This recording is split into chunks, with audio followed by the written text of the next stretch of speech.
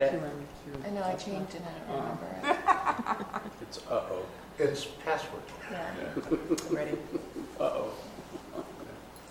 Good morning. Welcome to our Calaveras County Board of Supervisors, September 6th, September 6th.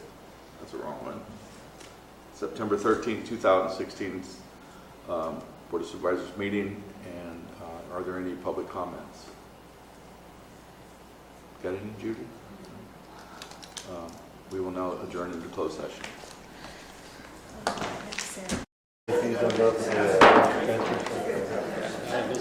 Good morning.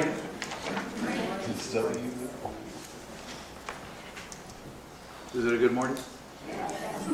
Good morning then. Thank you very much. All right, so I'd like to report out on a couple of closed session items that we had this morning. Welcome to our September 13, 2016 regular Board of Supervisors meeting. And we had two closed sessions this morning that start off at 8 o'clock. First one, number one, conference with legal counsel, anticipated litigation, significant exposure to litigation, one case pursuant to Government Code 54956.9D2. There was no action taken. Number two, public employment pursuant to Government Code Section 54957B1, Agency Administrator Environmental Health Department. On September 7th, 2016, Jason Baetzer emailed the board a letter of resignation indicating that his last date with the county will be October 28, 2016. This morning the board formally received and reluctantly accepts his resignation.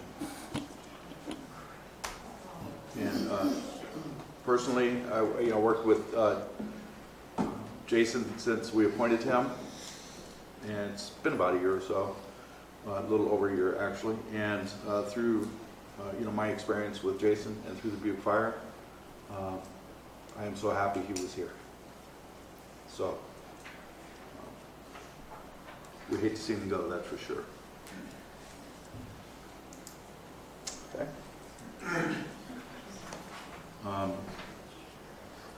So we'll move on then to the Pledge of Allegiance.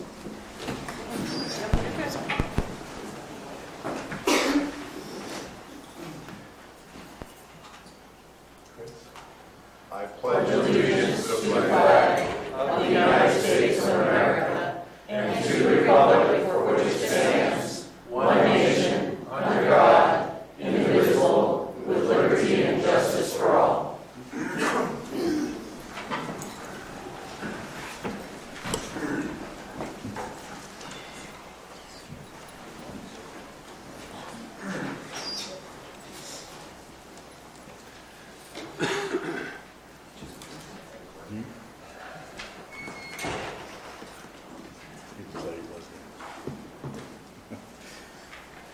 Okay, any board announcements? All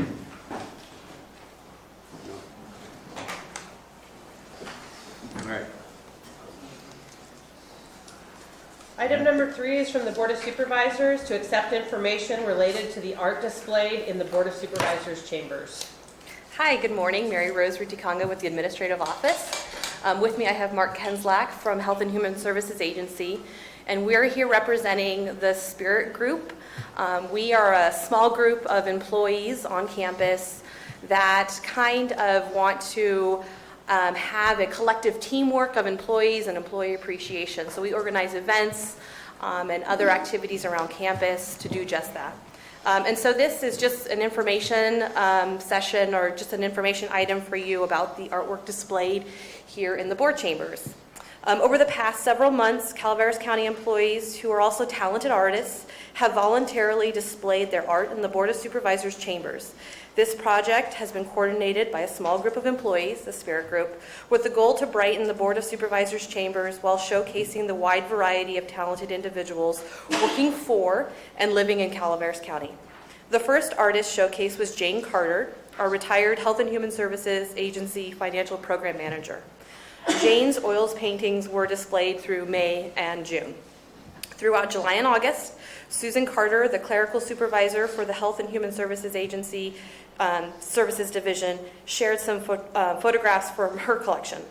And this month, over the next couple of months, beginning in September and through the end of October, the photography of Deborah Showman, who is right here, she is our human resources analyst, is displaying and showcasing her beautiful photography as well.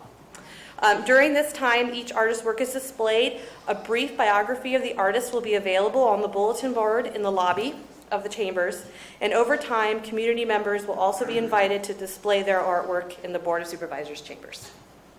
Very nice. Thank you. Thank you. Okay. Thank you very much. Great. So, Deborah, you think you could take a picture of me and make me look a little bit better? That would be good. Which part?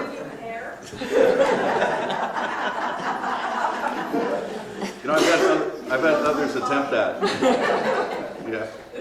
I guess I opened myself up for that, didn't I? All right. Thank you very much for that. Do we have any public comments? No? How about just some really great display here, right? Very nice. Any board comments? No? Okay. Quiet day. We were looking at this one over here, and we thought that should be over here. So, okay, Diane? Item 4 is from the Administrative Office to adopt a proclamation recognizing all first responders, mutual aid, fire districts, community members and organizations, faith-based groups, citizens, volunteers, emergency relief organizations, Calaveras County employees and county departments, public utilities, and local, state, and federal agencies who mobilize to assist citizens and the county during and after the incident. Okay. Good morning, Brian Moss, Administrative Office. This is a proclamation. It's really kind of a long time coming. We cannot overstate the assistance that was brought by mutual aid, county staff, state, federal agencies, volunteers, the citizens of this county. Today, Calaveras Recovers continues to function in Mountain Ranch and assist people with making sure that homes are being rebuilt and working with 501c3s and charities for people to have new homes built. This has been a real trying time for the county, and the real goal has been, how do we come out of this better than we went into it? Easier said than done, certainly, but we just wanted to take a few minutes to recognize everybody, and it's very difficult to recognize everybody because there were so many people involved. We had mutual aid from Los Angeles, we had a lot of mutual aid from San Joaquin and Stanislaus, from other parts of the state that came in during the immediate fire and the immediate aftermath for the recovery, assisting environmental management on the cleanup, assisting, of course, going back to the incident, assisting our SO on the response, and fire certainly on the response and the days following. So with that said, this is a proclamation trying to recognize everybody, especially the community members.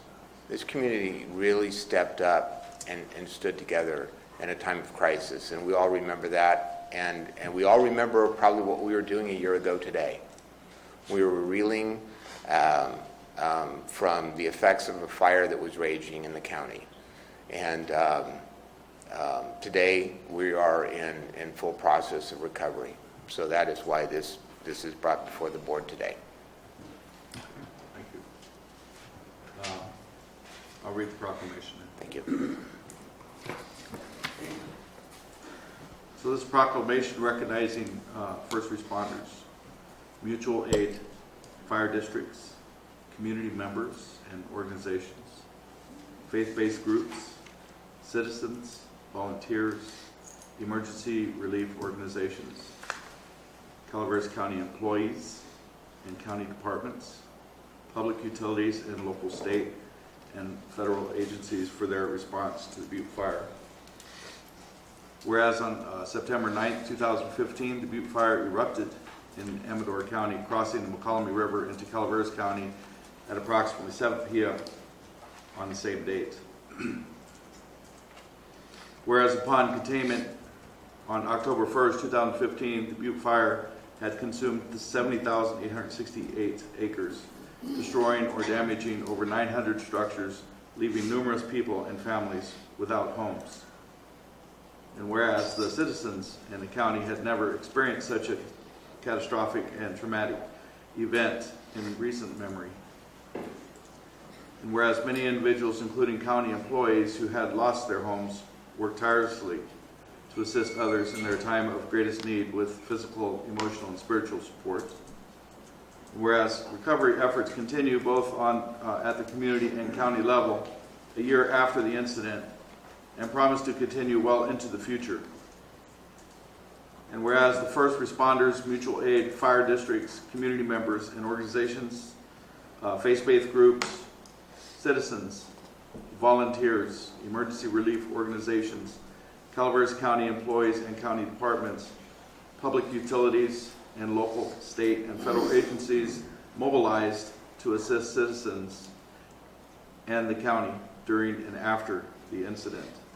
And whereas without assistance of all of the parties who came to the aid of the county, rapid response and recovery of Butte fire incident would not have been achievable.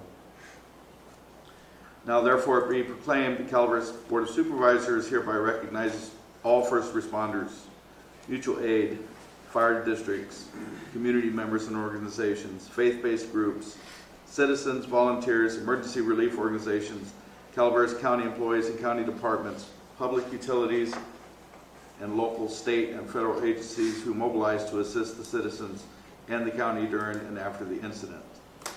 And right now I'll ask for public comment. No public comment? Really? Because I see everybody in here that actually responded. Okay, board? Well, I think that, it's impossible to thank everyone, because we would need to hand out little, nice plaques for everybody in this room and most of the people in the surrounding counties. But I do have to do a couple of call-outs to the Jackson Rancheria. They were awesome, and that part of the district that really wasn't hit mostly by the fire in West Point area, they were evacuated over there, and they closed their operations down and basically let people stay there for free. They fed them. They did a remarkable job for just completely on their own dime. So I think that they should be recognized for that effort there in housing those folks who had to evacuate. And then, I went over and talked to the folks there, and it was just really truly touching that they stepped up like that. And I know it happened over and over again throughout the county, but that was just such a large operation over there. For them to be there for us during this emergency time was truly magnificent. And then just the local fire departments, the guys from Oak Hill and West Point and Central Fire, also working with CAL FIRE, because without them there, the fire would have even been worse. And so it's beyond words to describe the effort that they put in to stop the fire, to save our homes and our towns, because easily we could have lost McCollum Hill and West Point, not to mention a lot of the other communities up there without those folks from our local fire department working in tandem with CAL FIRE. So I just have endless gratitude to those folks. So thank you. I'm going to chime in with Chris. The Jackson Rancheria did do an incredible job. I was over there to speak to them also. In fact, I think Jason Baser was there with me that night. I teased the management. I said, you've made it so nice here, they'll probably never want to leave. That's how well they were treated. And so I do have to chime in on that. And with everyone else Chris mentioned too, it's be impossible, and it's almost concerning to name them all because you might forget somebody. It was that important. But I also do want to point out our faith-based organizations that showed up here literally out of nowhere in semi-trucks and willing to help. It was just absolutely awe-inspiring. I regularly did my best to tour, at least down where I live, those groups on a regular basis. They literally opened up their grounds for people to stay on them, and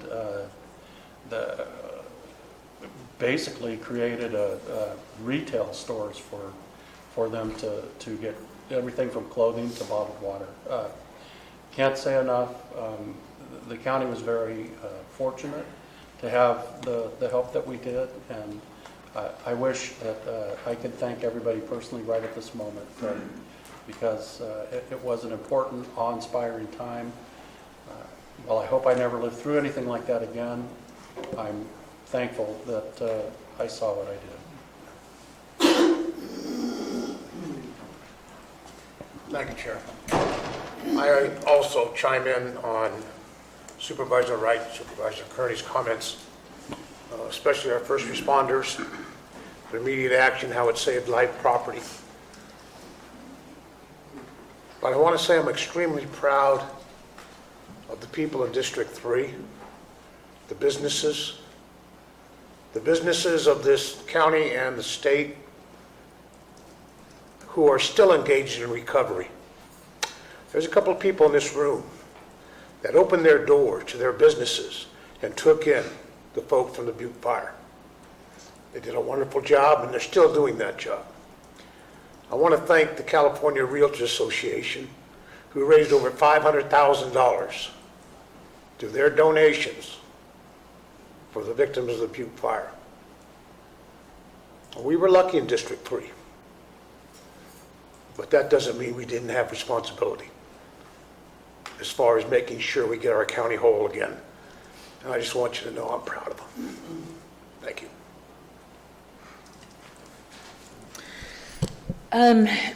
This for me affected me on all different levels.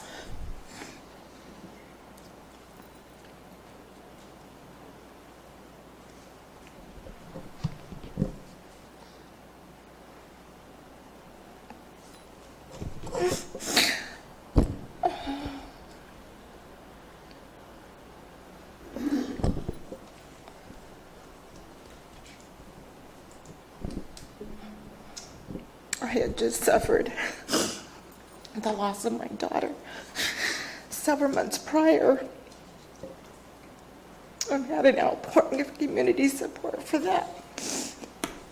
And when the Butte Fire hit, this community went above and beyond, helping so many people.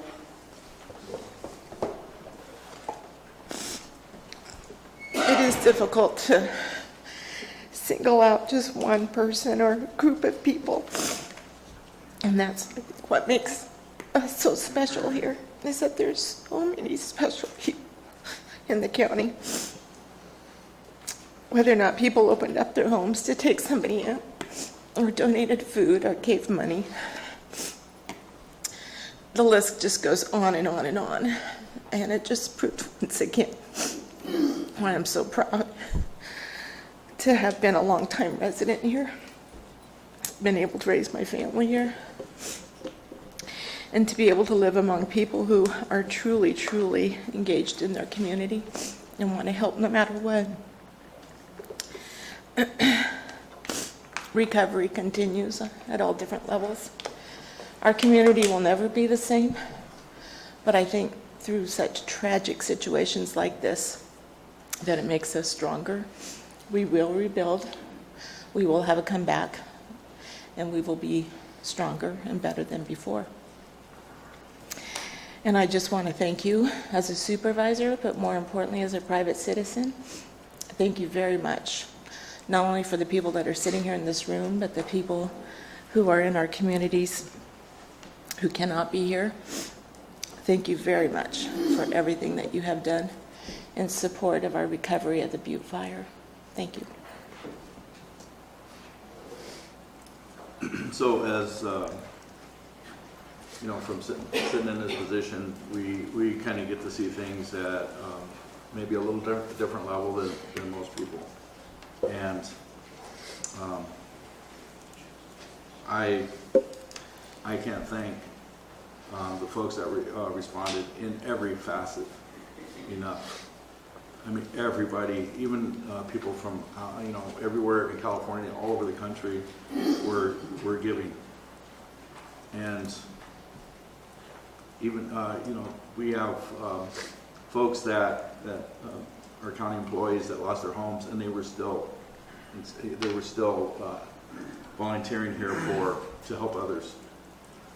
And others that were losing their homes or had lost their homes were still helping others. It was something that I never experienced in my life, seeing such a community, this community come together. Didn't matter who you were, didn't matter what side of a political spectrum you were on, or didn't matter. Any of that didn't matter. But what we did was we came to each other's aid in this catastrophe.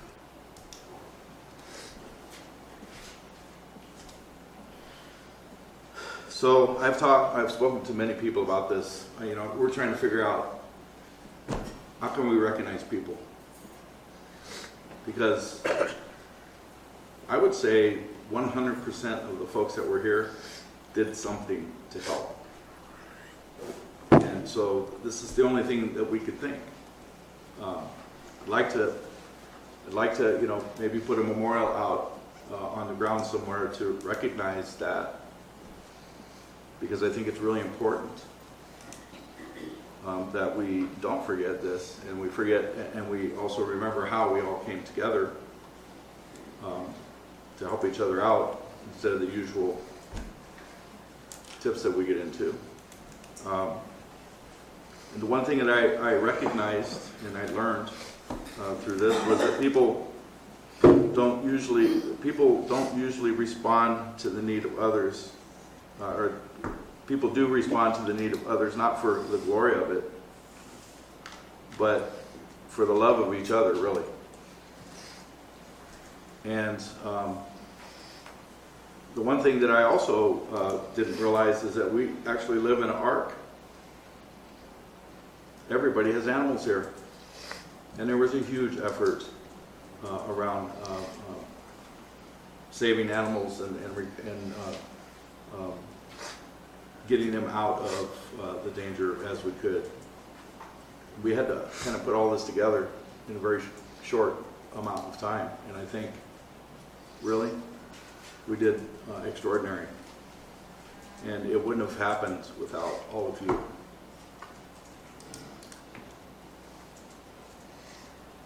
So we lost 2 folks in the fire, and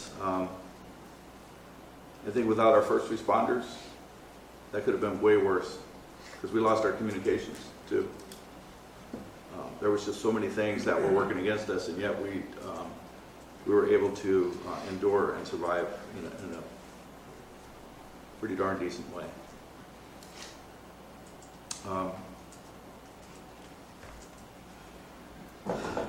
And Jackson Rancheria was amazing. They had 350 people that evacuated to Jackson Rancheria. They had the fairgrounds, and Debbie was at the fairgrounds. We had the churches and the different community people bringing in people. It was just amazing. Everybody kicked in, and we are thankful for our community. And we thought this was the very least that we could do. I don't really know how to do anything else than this. I don't think we'd have a tough time figuring it out, really. But we certainly are glad we live here. Do you guys have to say something?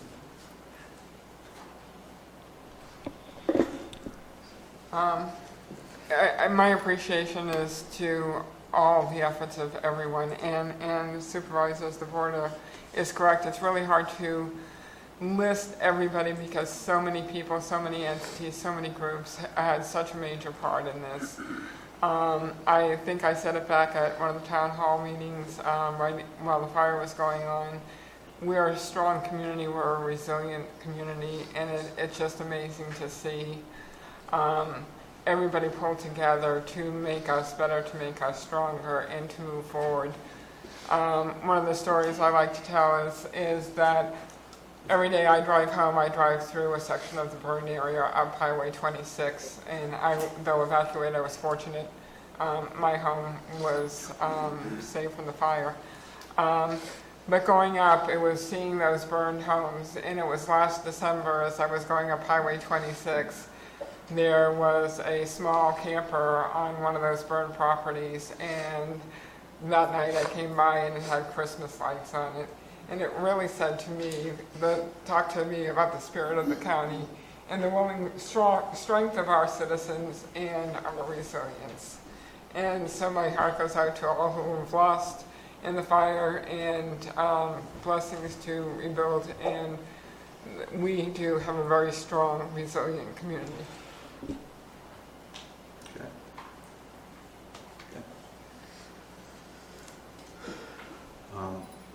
So, can I have a motion, please? I'll make a motion to approve. Second the motion. I have a motion by Supervisor Wright, and a second by Supervisor Kearney. All in favor? Aye. Opposed? Great. Thank you very Public much. comment. We did public. We We did.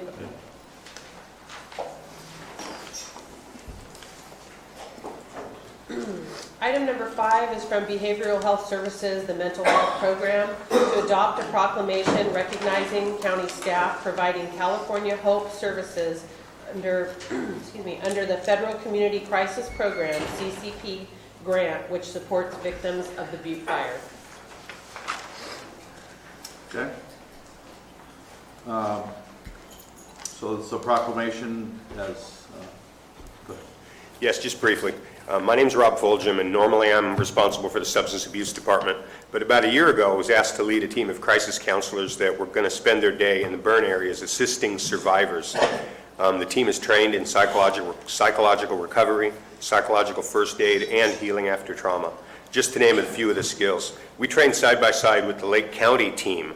All together, we are California Hope, helping, outreach, possibilities, and empowerment. I wanted to make sure you guys got to meet the 3 people that have been out in the field 4 days a week and will continue to be out in the field until October 14th.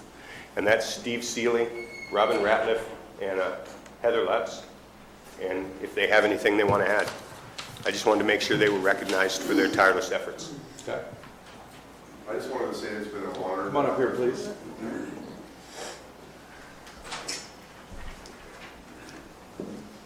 I just wanted to say that it's been a very humbling and a very I'm very honored to have this position. We go out to fire victims, we visit them at their home, we go to their trailers.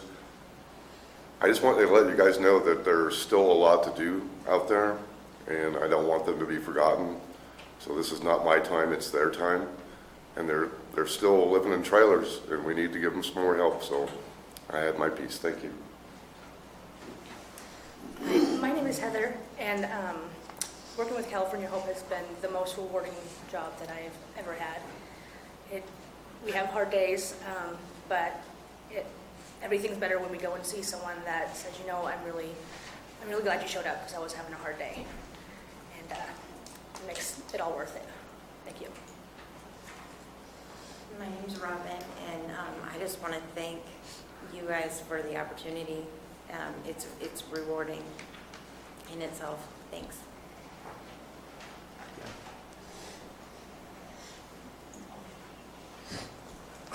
All right.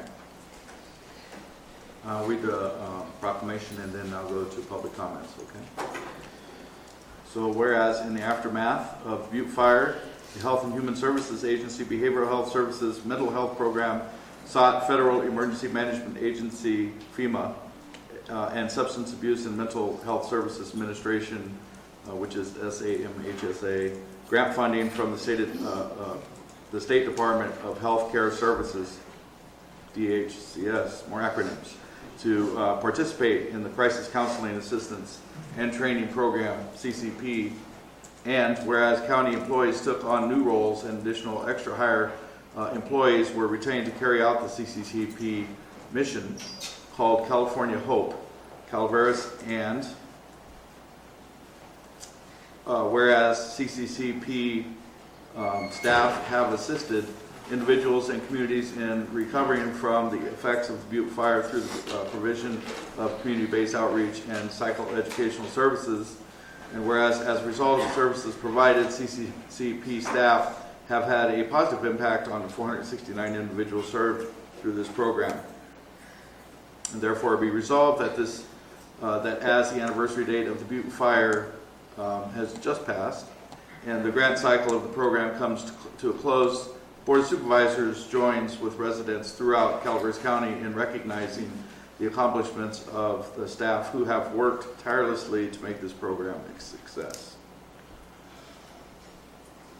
Public comments, please.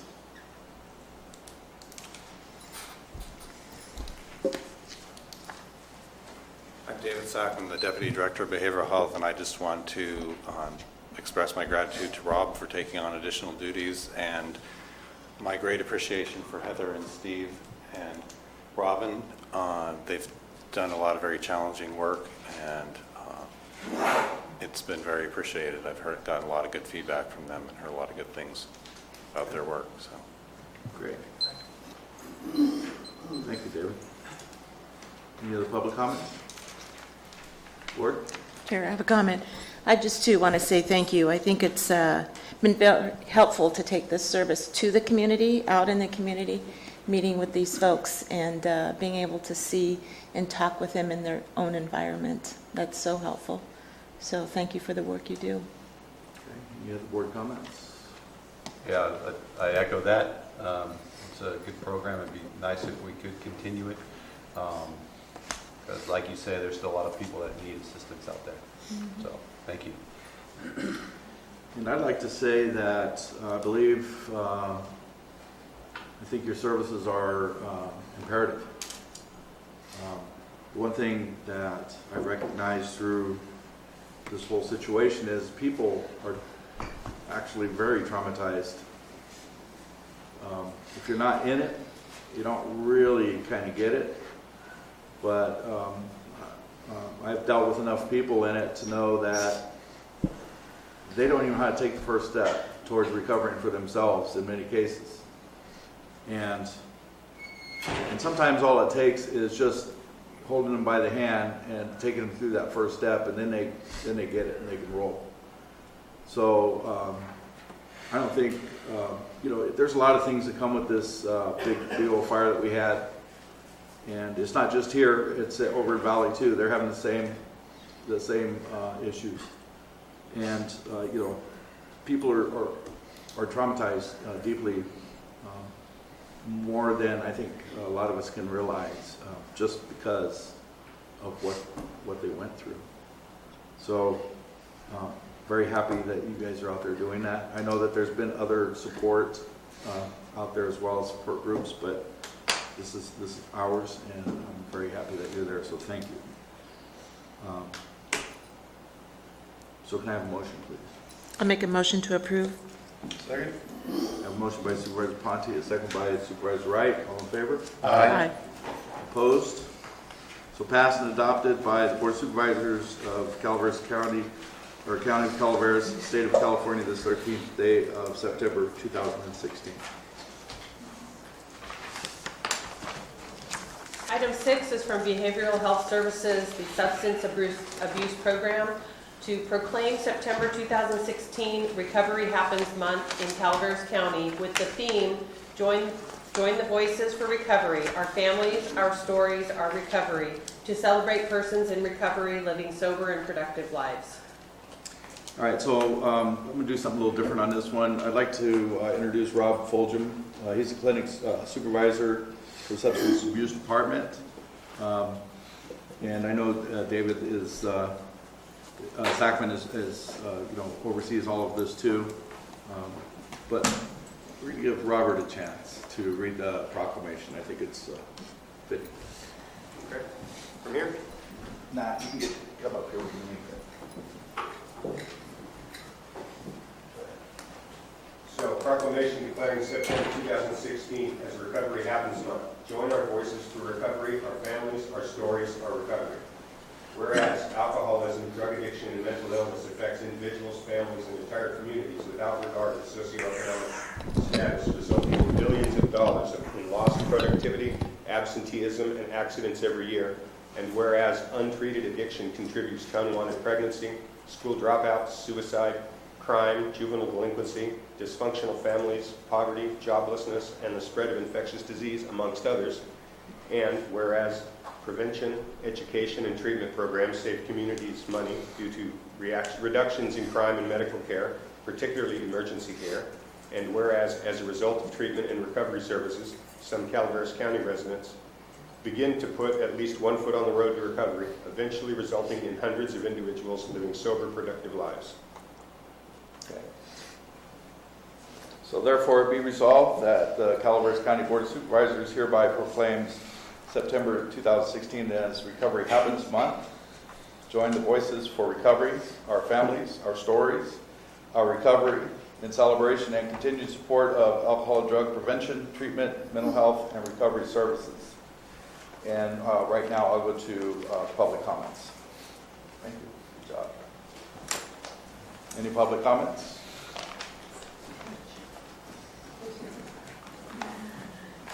Good morning. My name is Carol Smith, and I'm currently employed as a substance abuse counselor here in Calaveras County with Health and Human Services. And I love the fact that instead of coming up and asking you to proclaim this, that you already realize what an important issue this is and have already signed the proclamation. That is fantastic. Recovery Happens is a nationwide campaign that helps people access treatment for substance use disorders and highlights the financial and human costs that alcohol and drug dependence has on a person's health, self-esteem, and relationships. And it's being celebrated throughout this month, both in our state and across the nation. We're proud that this was the 14th year that Calaveras County went up to Sacramento and participated in the Recovery Happens rally and joined with the California Consortium of Addiction Programs and Professionals. They had the rally on the west steps of the Capitol, and an estimated 1,000 people were in attendance. The event began at 8 a.m. with a free pancake breakfast, and I love the fact that this year I saw that they were also feeding all the homeless in addition to the rally participants.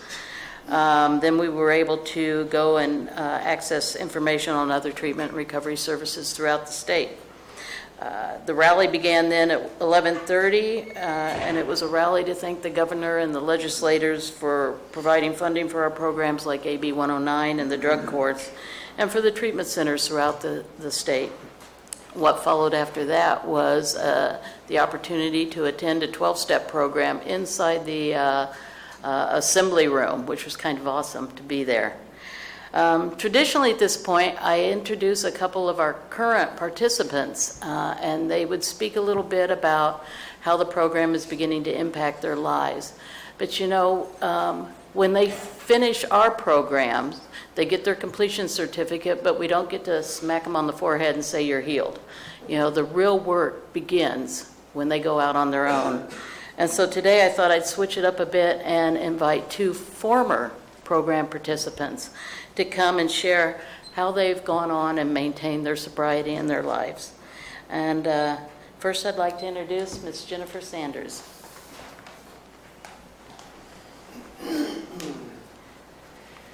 Good morning.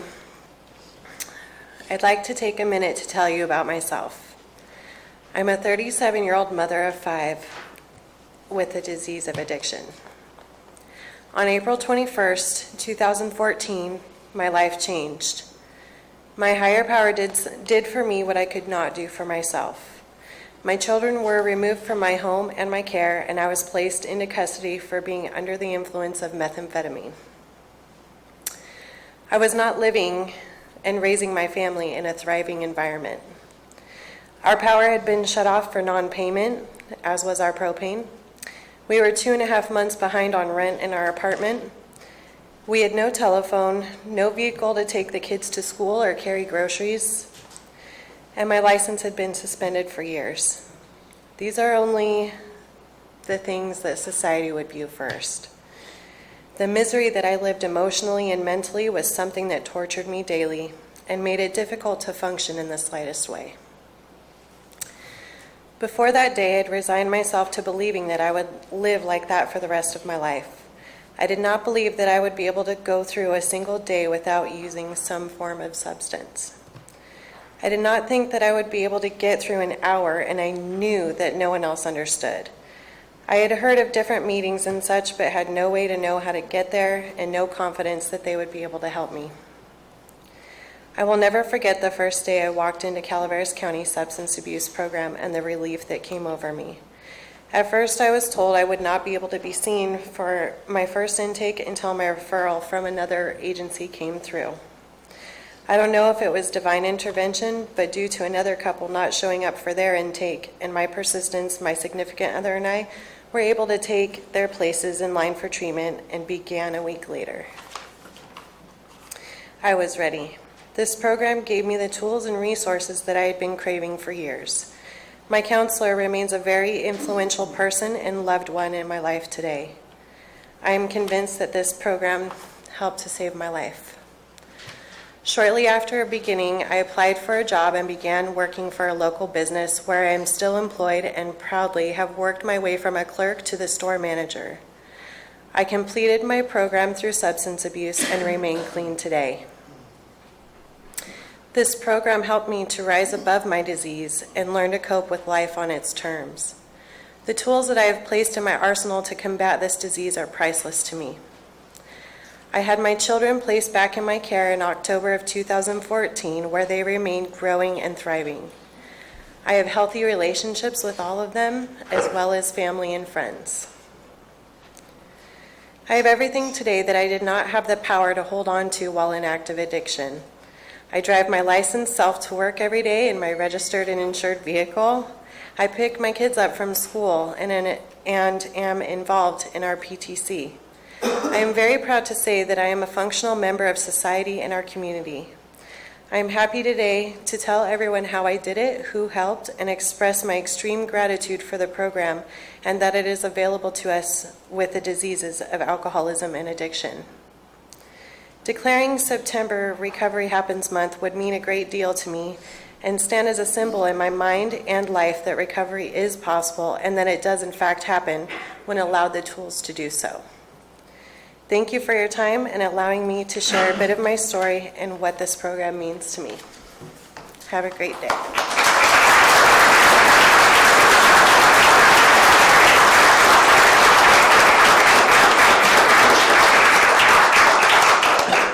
This is why I do what I do. And now I'd like to introduce Mr. Larry Cullum. So now I wish I would have wrote something down. Hi, everybody. I'm Larry Cullum. I'm a person that is in long-term recovery from the disease of addiction. I had my run up here 30 years ago. I moved into the community, and things were great. And I found methamphetamine, and it absolutely destroyed my life. It turned my life upside down and was a complete train wreck for about 4 years.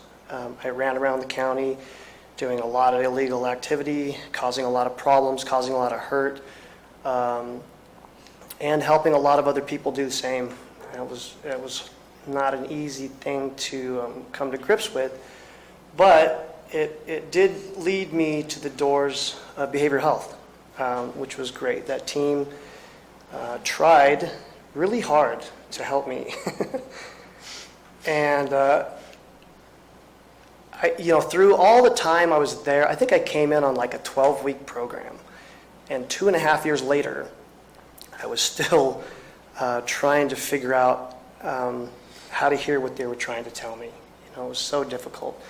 I just wanted to get through the program and still be able to use. My active addiction was just screaming to be able to do what I wanted to do I had lost the ability to go to work, and certainly every day in and day out was just how to continue using and running amok, and didn't really think a lot of anything else other than how I was going to continue to live in that lifestyle.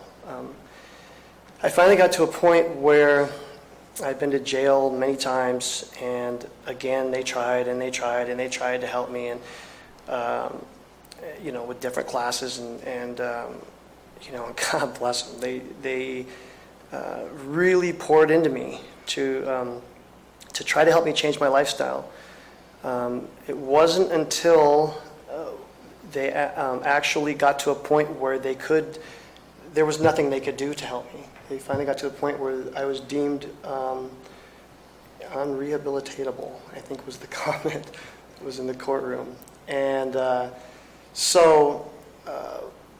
but with that failure in the program came an amazing awakening. I was looking at 3 years, 8 months in Tracy, and was not very happy about that. But it was in the courtroom that something happened that all of a sudden I had a moment of clarity and realized what it was that behavioral health does.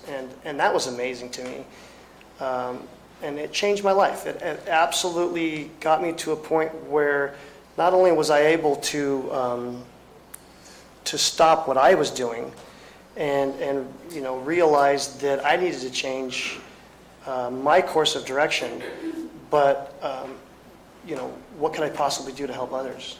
And that was a big deal. That was something that I really, really enjoyed doing. And it's been 10 years now, January 10th, that I was in this courtroom over there. And so it's still a little nerve-wracking, but I got to say a lot's changed. A lot's changed since then.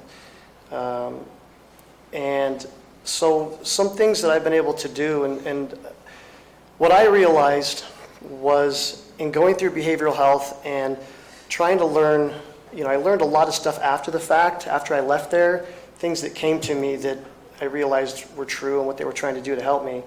I started trying to pass that on to others, and in fact that helped me stay out of trouble and to stay on the right track. And then all of a sudden work started again, and then I still stayed on the right track as far as being involved in the recovery process for myself. I started realizing people started coming to me asking me, how are you doing this? How in the world are you staying clean? Because there were a lot of people in this community that we just ripped and roared and tore this county apart. You know what I mean? And a lot of them.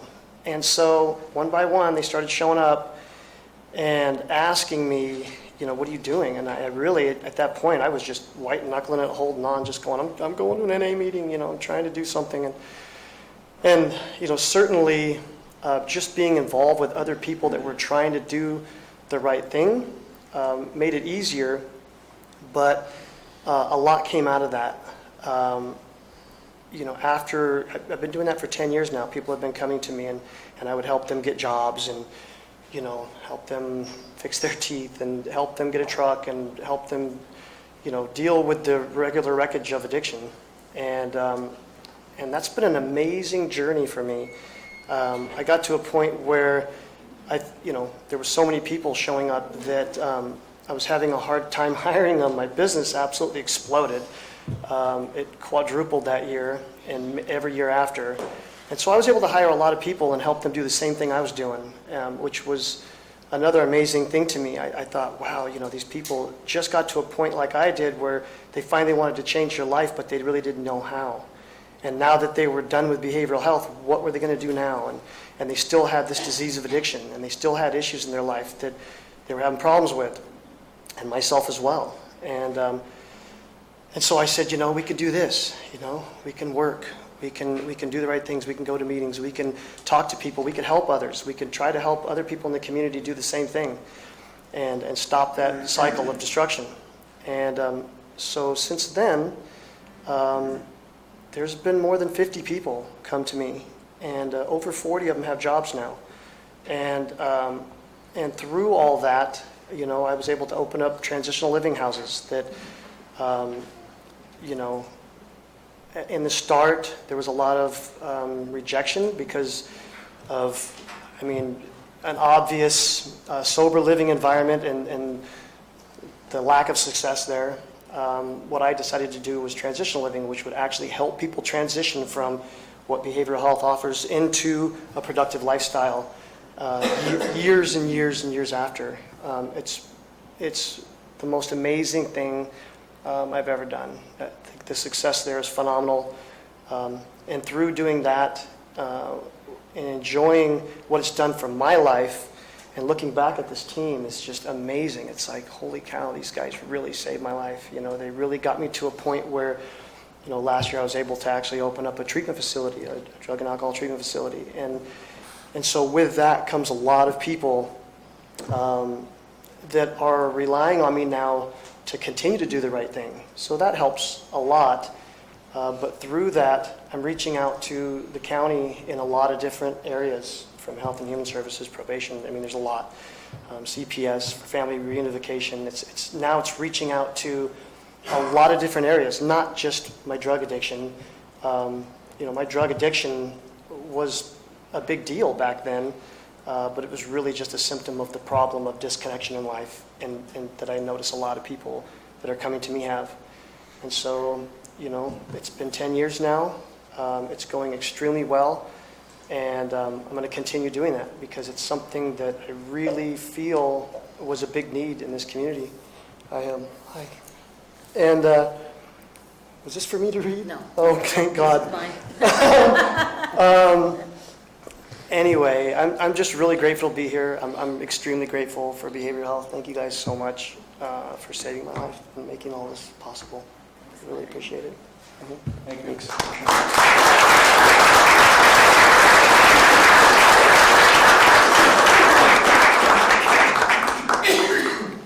You know, I would love to say that everyone who enters our programs has the same happy ending that these two do, but unfortunately they don't. That's why we keep doing what we do, and we appreciate your continued support. I think Larry and Jennifer both show the butterfly effect of just getting one person clean and sober. Not only do they affect their immediate family and their children, but their employers in their community and everybody else that they reach their hand out to help. So thank you again for this opportunity to share with you and with all of Calaveras County a bit of our story. Remember that if you or a loved one is having trouble with alcohol or drug use, please call and ask to speak with a counselor. Our number is 754-6555. And just a final reminder, we know that when treatment works, recovery happens. Thank you.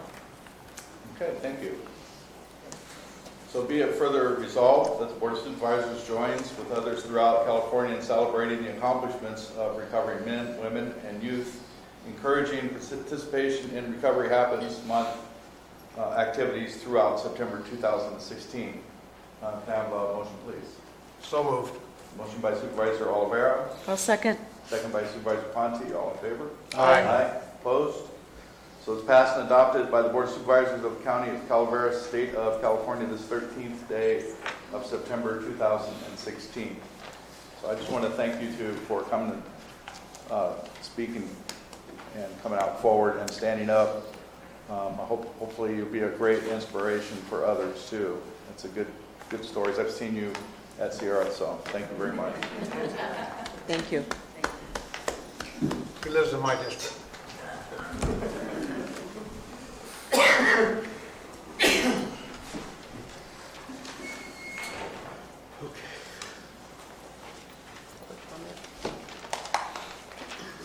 We have public comment. No, I know, that's the next item. Oh, public comment, that one. All right, so we're going to move on to public comment, 30 minutes. Any item of interest to the public that is within subject matter jurisdiction of the board and is not posted on the consent or regular agendas may be addressed during the public comment period. California law prohibits the board from taking action on any matter which is not posted on the agenda unless it's determined to be an emergency by the Board of Supervisors. If public comment is completed before the 30-minute allotted time period, the board may immediately move to the regular agenda. If public comment is not completed during the allotted time period, it will be continued at the conclusion of the consent agenda in order to provide an opportunity for the remainder of comments to be heard. So public comment will be 3 minutes this morning. Only 3 minutes? 3 minutes. Hi, everyone. I'm Terry Weatherby. I'm the only structural engineer in 4 counties. That's right. There's a lot of civil engineers, but I'm the only structural engineer. I have an office in Jackson, but I'm going to tell you about a third of my work is in Calaveras County. I live in McCallamy Hill, and in fact, I've actually done work for more than half of you sitting up there. So I want to talk today about my disappointment a little bit. I missed the State of the State breakfast the other morning. Of course, I read all about it in our major Calaveras County newspaper, but there was nothing in there about the building department. And I look at the agenda today, and I still don't see a new building official. And I know you guys are working towards something, and Michael Renner has done a tremendous job, but he's only here 2 days a week. And you can't run a department on 2 days a week. So how is the department running? Well, I know you know, Shirley, and I know Brian knows that the other 3 days, it's most likely being run by Todd Barr. Todd Barr has been in this community. I grew up with him. He hasn't been a chief building official. He's worked code compliance for the last 20 years. And I know in code compliance, you don't make a lot of friends. But I'm going to tell you, I deal with code compliance in a number of counties. I said I do work all over the state. I do work in Nevada, Arizona, and Oregon. And our code compliance department works hard to make sure that everything is followed in the code, but we get everything approved and get it done. It's a thankless job, but Todd's been doing a tremendous job in 10 or 15 years. And I know he's not a spring chicken, but he hasn't been a building official. You guys are advertising for a building official. You're not going to get a top-notch building official to come to Calaveras County. We're not a big county. We can't afford the big, giant guys that come in. I just want to say that Todd Barr's right here. You have a window of opportunity. He's gotten all his certificates. You can move him into the department with little to no transition. He's been running the department. He knows the county backwards and forwards. To me, it's an easy thing. We're going on 7 months of dysfunction in this department. And you guys know, you've seen emails from some of my cohort engineers that deal with this department. We've had plan check fiascos that are not necessarily the fault of Michael Renner. We've been dealing with some third-party plan checks that I could go on and on about. I had a plan check with a third of my plan check comments had nothing to do with Calaveras County. A 20-pound snow load, they wanted me to put drift on a deck. These plan checkers outside of our county have no idea the stuff that we go through. They're trying, they're getting organized. It's been better the last couple months, but we need to have our own building official. We need to have somebody in that position. And I know our major newspaper will now maybe at least put a paragraph in there, Dana, maybe, about the building department. Everybody I talk to complains. Oh, is that the 3 minutes thing? Oh, shoot. Anyway, it's been up to 6 to 8 weeks. The time has come. Look, can we just move on? Can we get somebody in there, please, you guys? I'd appreciate it. And I know the other engineers and the contractors and the real estate developers and everybody else would appreciate it. So anything you could do, thank you. Thank you, Terry. Any other public comments? No. Good morning, Al Segala, Taxpayer Association. A couple items that I'd like to share. We're having our annual barbecue October 3rd. It'll be at the Pickle Patch between 5 and 9. We'll have Congressman McClintock and John Coppell with the Howard Jarvis Taxpayer Association as our main speakers. But we have a new feature. We try to honor we provided an award to for excellence in public service. And in the past, these awards have pretty much gone to elected or appointed public officials or employees. But this time we have somebody that's doing a wonderful job in public service that doesn't get paid, a volunteer. And this is Candace Keeley, who's heads up the support for the sheriff's office. They're having a dinner, a fundraising dinner this Friday, but she'll be receiving the award for this year. Al, Yes, you mean Candace Kesey? yeah, Candace Keesley. Okay. Did I mispronounce your name? Keeley. Oh, thank you. Well, when you get to be 75, it's hard to be exact on everything. I just want to make sure I knew you were talking.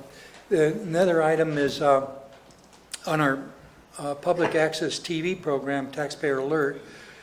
We try to balance our information so that the public, when there's something for instance, maybe it could be election between two people, we try to make sure we get both of them.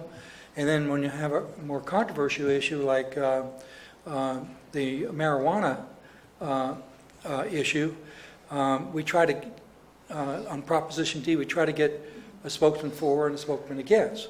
And we've been having difficulty getting a spokesman against, and we're hoping that when we tape 2 days from now, we'll find a volunteer that that can be on our program for 30 minutes.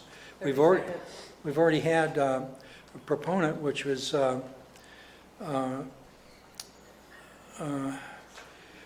winemaker, Steveno. Yeah, Barton Steveno gave a presentation for passage of Proposition D. So now we're seeking to balance that. And on these programs, we try to avoid the natural tendency for us to have our own opinions. Sometimes we're successful in doing that. So there's no reason for a person to be afraid to be in our program, thinking that we might not give them a proper presentation. Thank you. Thank you.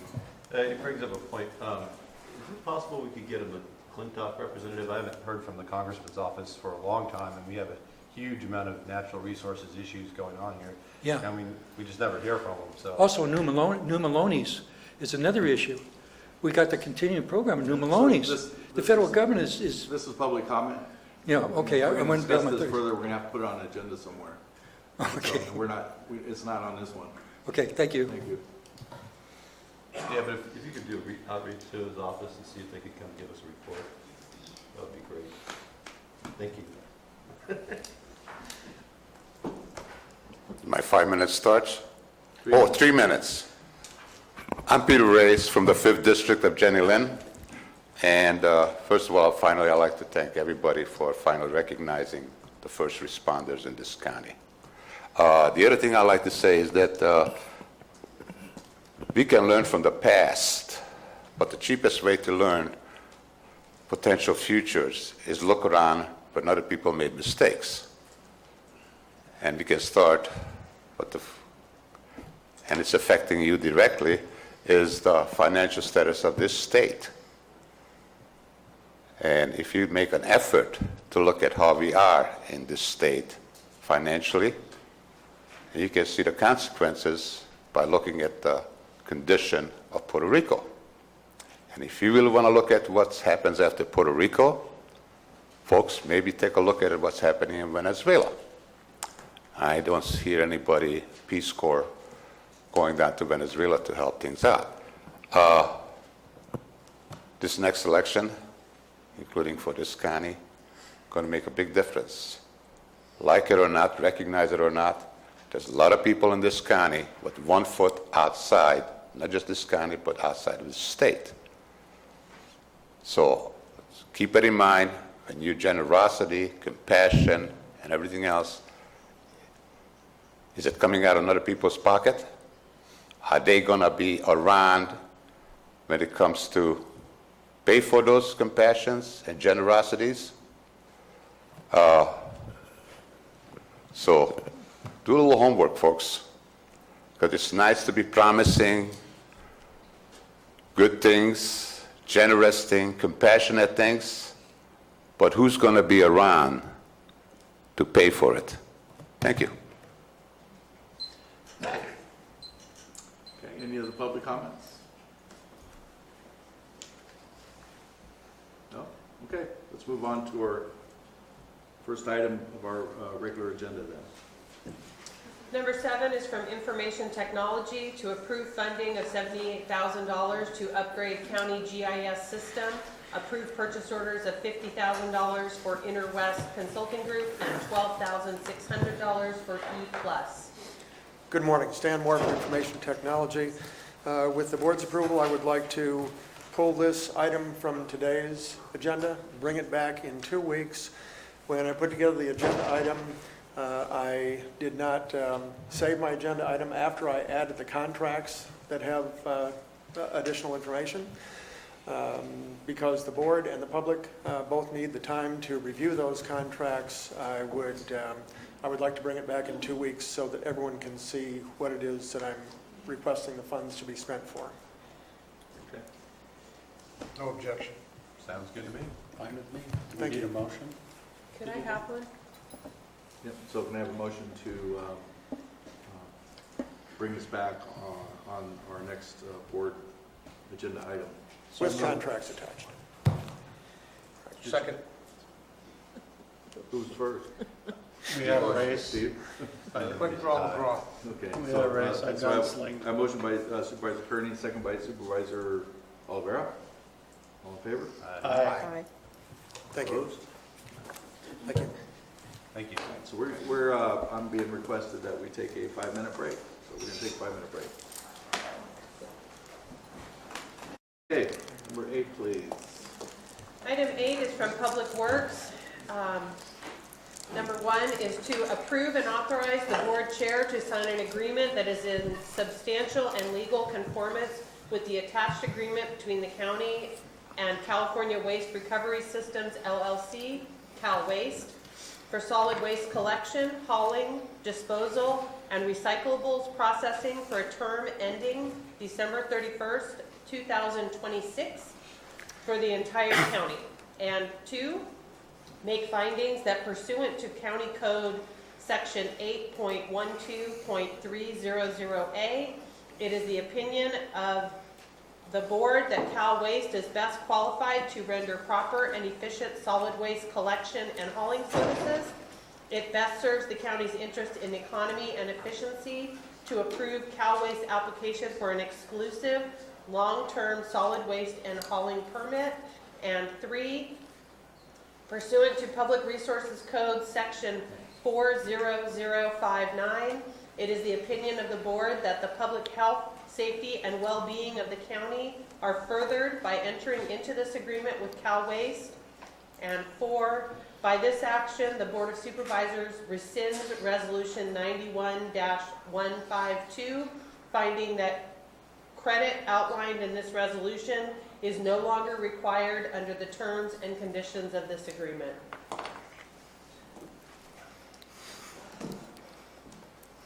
Thank you. Jeff Krovitz, Public Works Director. Thank you, Chair Edson, for the break. I think this item might take a little bit of time. When I arrived in this job about 18 or 19 months ago, I learned a lot about our solid waste system and integrated waste management system at the county.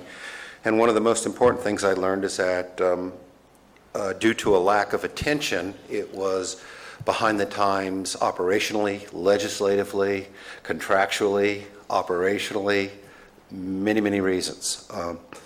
Since then, Supervisor Kearney and myself have gone out and got a lot of education, learned a lot of things. And starting summer of 2015, in a series of meetings with one of our regulatory agencies at the state, Cal Recycle, I understood that the county's integrated waste management system was under a compliance order by the state for non-performance in conformance with legislation that had been passed. The county, therefore, Public Works had developed a local implementation plan in concert with the local enforcement agency, which is our environmental management agency here at the county, to make corrections to that compliance plan. There are a lot of dominoes that needed to be caught up and knocked over to reach that compliance. Today's agreement takes care of many of them. It is a major domino. If this falls today with a positive vote by the board, we will be much closer to full compliance with this compliance order. The process hasn't been quick, and it's taken significant effort from both our partners at Cal Waste as well as staffs in the county.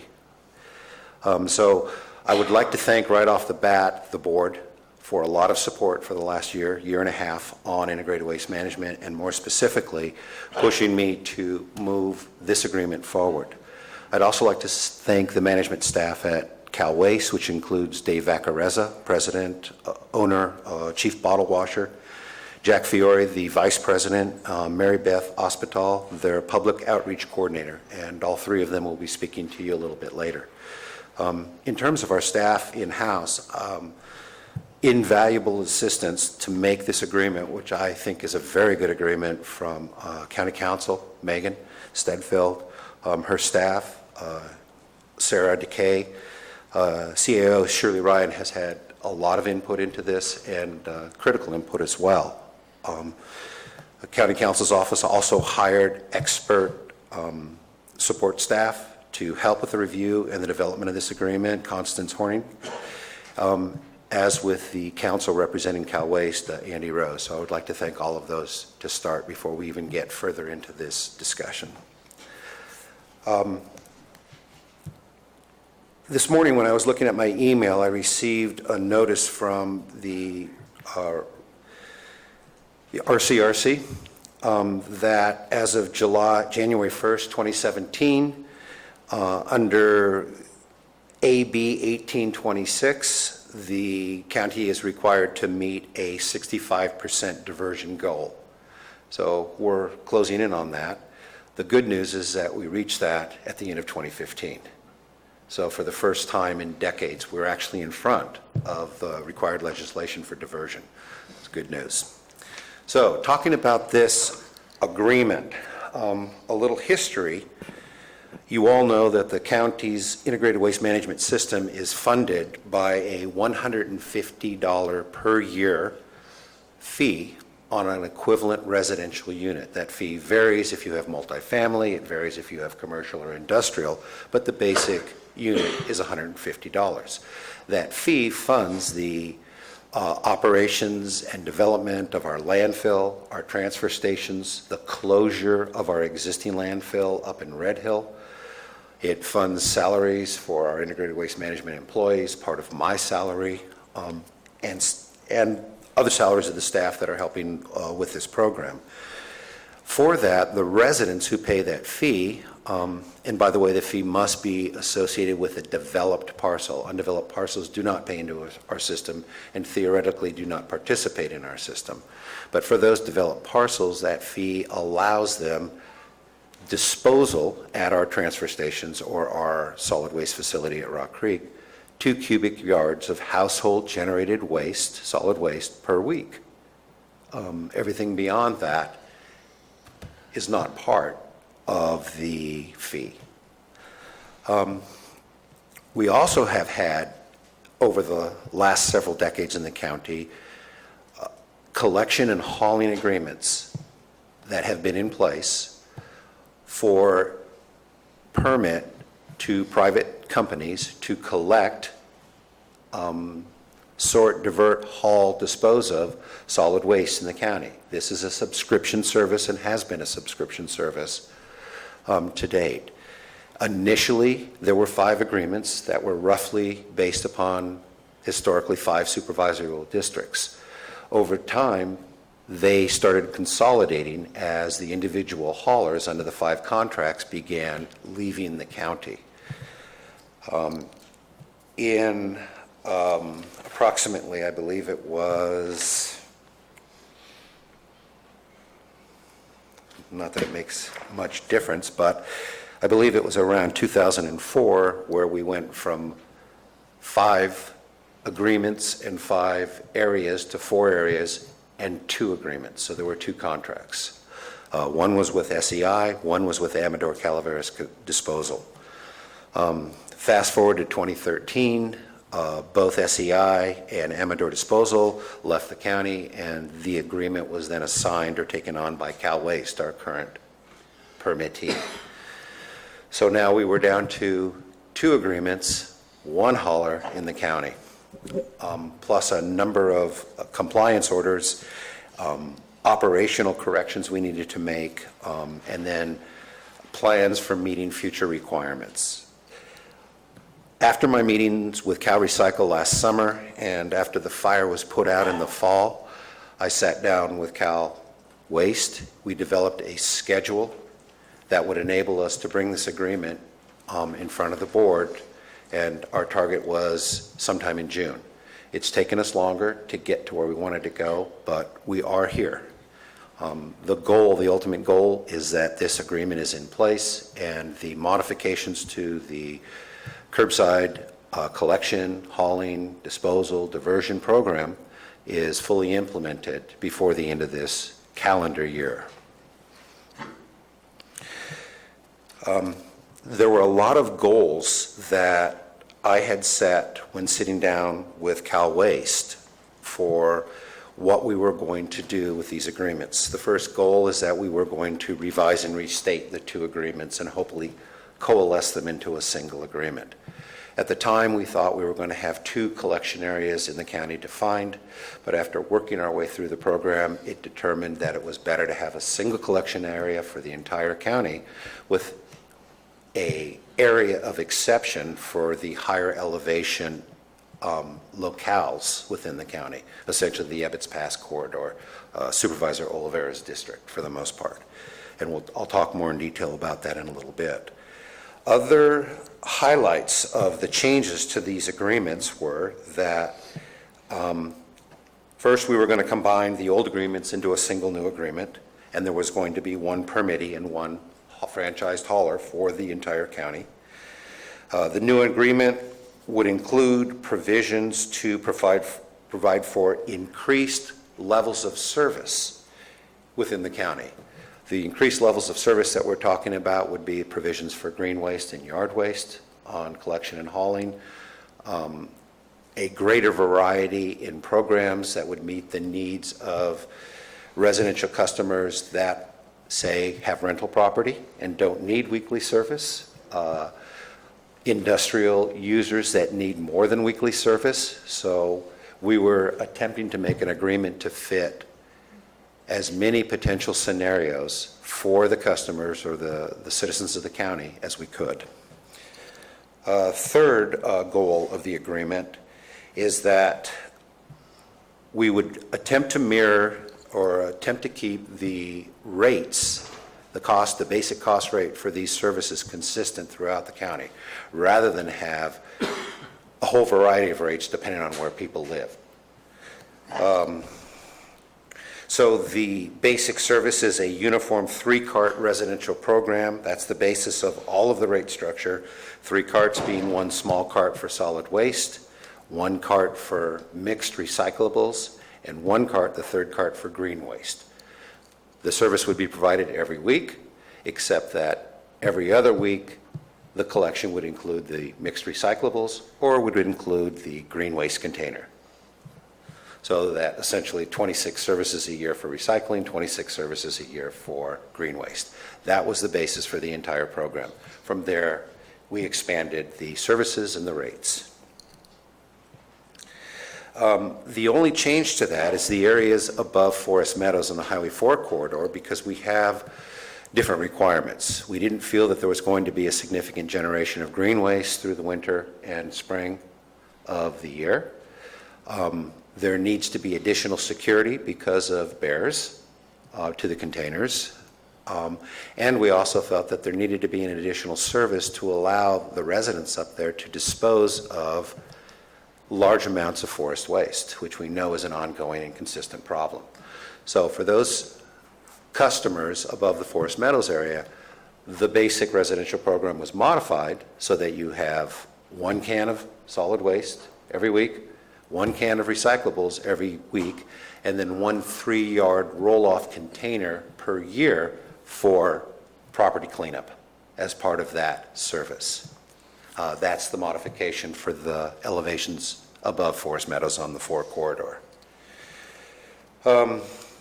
Commercial services have been expanded throughout the county to include commercial recycling. As you may know, we have a mandatory state law that requires all commercial businesses in the state of California to recycle. This agreement is meant to mirror those state requirements within our county. That also brings us into compliance with our compliance order. Additionally, the rate structure was developed to what we term an incentivized rate structure. What that means is that the less solid waste that an individual or an individual family disposes of, the lower the rates are. The more garbage or solid waste that's generated, the higher the rates creep.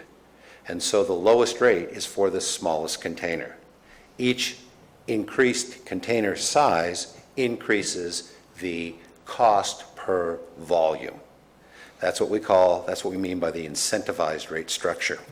And that is the structure throughout the entire rate structure of the agreement. The additional changes or goals for this agreement was to allow us to achieve compliance with the statutes relating to solid waste, environmental regulation. The big one is 1989, the AB 939 regarding landfill diversion, AB 32 regarding reduction in greenhouse gas emissions, AB 1826 regarding organics going into the landfill. There's a ban on those for our county starting in 2020. And then AB 341, which is the mandatory commercial recycling ordinance, and these are all state laws that require our action in response. Those are all included in our compliance order, and many of the specifics that are required in the compliance order are addressed in this agreement. We tried our best to retain the positive and good and clear portions of the previous 2 agreements into the new agreement, and then add to the new agreement requirements for compliance, requirements that actually describe the operations of what Cal Waste is doing within the county, correcting some old undocumented problems in the past, and I'll talk a little bit about that when I talk about recycling residuals in a few minutes. So it really was a lot of work and a lot of thinking and a lot of discussion and a lot of negotiation to get to where we are today. We focused on the reasonableness also of the rate structure. And so one of my primary goals is that the rate structure for the basic residential unit would be comparative not only to our neighbors, but comparative to where we are at today. That's also a goal of the rate structure that we developed. As part of that rate structure, I wanted to make sure that there would be a non-politicized, if I can say, methodology within the agreement so that increases in the rates were defined not necessarily by opinion or desire, but by measurable criteria. So, and I will talk a little bit about the refuse rate index and how we recalculate those when we are coming back to the board for changes of the rate structure in the future. Okay? Just as an aside, this agreement fixes the rate structure until June, or actually July 1st of 2018. Another goal was to extend the life of the current landfill cell at the Rock Creek facility. Depending on who you talk to and depending on the calculations that one trusts, we have a useful life at the Rock Creek landfill of potentially 3 years, potentially 6 years, potentially 7 years. None of that really matters. We know that we are approaching the end of the volumetric useful life of that landfill cell. And for us to permit and design and implement a new cell is about a 3-year process. This agreement extends the life of the current land sale by a minimum of 3 more years. So it gives us the breathing room to be able to get the new cell designed, permitted, and constructed. And the way that this was done is by taking advantage of historically low rates at landfills outside of the county, so that all of the solid waste collected by Cal Waste as part of this agreement are hauled and disposed of out of the county, and that the tipping fees are included within this agreement.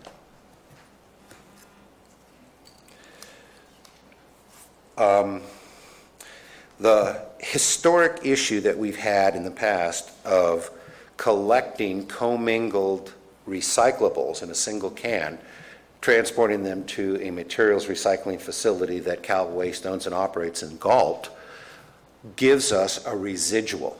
So there is always going to be some trash, some solid waste that needs disposal within that commingled recycling stream. Because of the nature and the structure of the historic agreements, they were not allowed to return that solid waste to the Rock Creek landfill because it was being hauled in from out of the county, and in the old agreements there was a prohibition from bringing those residual solid waste stream from out of county into county for disposal. This agreement corrects that.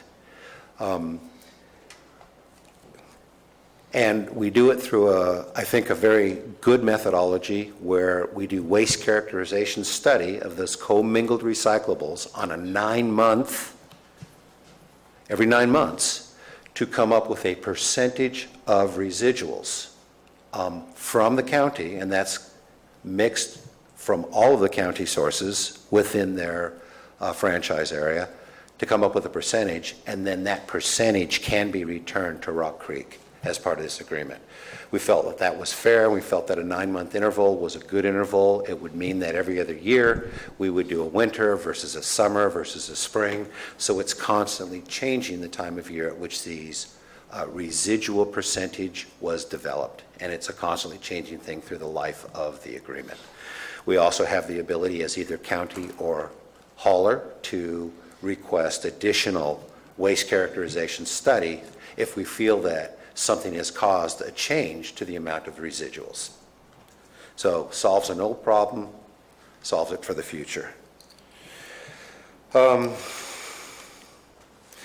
There's also within this agreement for the first time, a franchise fee that is being paid to the county, essentially off the gross proceeds of essentially the profits of this franchise agreement. And that is about a 3% franchise fee, consistent with other franchise fees in surrounding areas, but it represents a new revenue stream for integrated waste management, which, as you all know, is something that's helpful. Concerning recyclables, when and if there are revenues from the recyclables that are collected, segregated, and then resold on the commodities market, if there are profit, the county is receiving 90% of those proceeds, and the recycler, the hauler, is receiving 10% of those proceeds. That represents a secondary revenue stream for the county. We've had that in the past, but for the last several years, because of the low commodity prices, that number has been very small.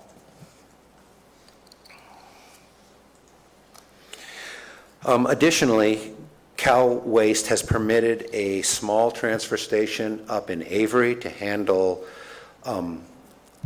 solid waste, recycling, as well as green waste. It's fairly small, but it is permitted, and it allows them to use smaller trucks in the local area, bring the materials, segregate the materials, and then haul them down the hill in larger vehicles. It makes for a more efficient operation for them. They are also in the process of permitting a second transfer station, a much larger transfer station in the Double Springs area of the county. That will also help to make their operations much more efficient. That's also discussed in this agreement.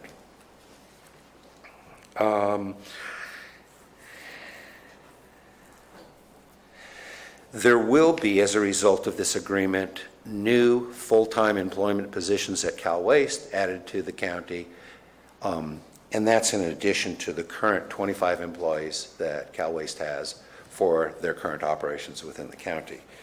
I think that's some good ideas.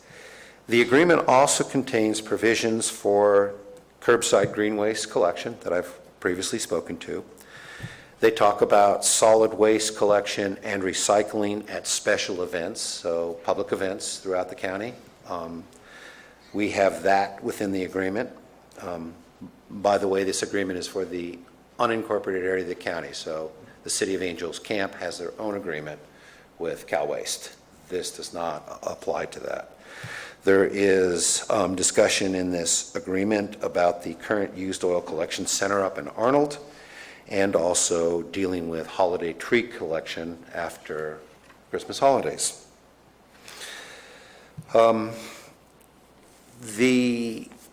This agreement has specific references to the legislative mandates that are required that we comply to. The term of this agreement, the first term would be 10 years, after which there are optional 2 possible 5-year extensions, and those options are at the choice of the Board of Supervisors. The first 10-year agreement allows full amortization of the investment that Cal Waste has made in terms of vehicles, equipment, sites to run this program, and allow them to project into the future for a profitable commercial enterprise. That's why the term is long. We believe that it's important to give them the assurity of a long-term contract agreement, allowing them to borrow money when necessary, allowing them to generate profit over a long period of time, and also allowing us to keep the rates as low as we possibly can for the county. Jeff, I have a question there. Okay. Can the contract be renegotiated during that 10-year time by either party? Yes, it can at request of either party. It's a little more specific than that, Supervisor Wright. We have periodic timed renegotiations for rates. We have special events that can cause renegotiation, such as new legislation. We can also have uncontrollable events, such as fires, that would also be a vehicle by which we would renegotiate. Did that answer your question? Yes. Thank you.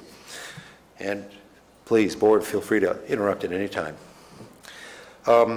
The permit and agreement, we hope, and thank you to Council Stedfield, that we have removed the inconsistencies that were in the 2 previous agreements, where the 2 previous agreements were not necessarily in compliance with each other, nor within themselves.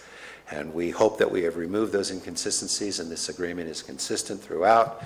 It is a fair description of operations. It's a fair prediction of future operations.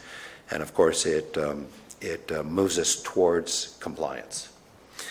The rates and adjustment that I referred to, this was another area that required a lot of thinking and several attempts and reattempts to generate a fair and reasonable method of analyzing the rates. So what we did is we designed what we call a refuse rate index. The refuse rate index breaks the total cost of their operations into 2 major categories. One major category is essentially the fixed category, the operating cost, the cost of equipment. The secondary category of the rate would be the pass-through cost. What does it cost to dispose of at the forward landfill and outside of Modesto? Those types of things where they are costs that are out of the control of the hauler. What we then did is took the first part, the operating cost, and said the major contributors to those costs would be labor, fuel, maintenance of equipment, maintenance of facilities. Each of those factors within that category were assigned a percentage or a weighted value depending on how much that cost affected the total operation. To that factor, we then applied a index, and the index is based upon the Federal Bureau of Labor Statistics annual analysis, for example, of the change of cost of fuel or the change of cost of labor. So we are allowing the Federal Bureau of Labor Statistics to apply the percentage factor either up or down for those particular categories within the operating cost portion of this agreement. The second part, which is the pass-through cost, which we consider to be the uncontrollable costs, as it were, market-driven, those deal with the costs for operating the materials recycling facilities and transfer stations, the recyclable processing fees, what is recoverable from the sale of recyclables. And so the changes in the fees from the previous year become, on a unit basis per ton, become the basis for the change of this part of the cost of the rates. And they are adjusted based upon the total tonnage of solid waste that's hauled and collected under this agreement.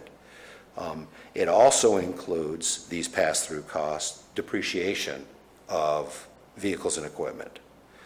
And as I mentioned earlier, these rates are fixed until July 1st of 2018. So we would begin the process of looking at rates in April of 2018 and hopefully conclude them by the end of the year.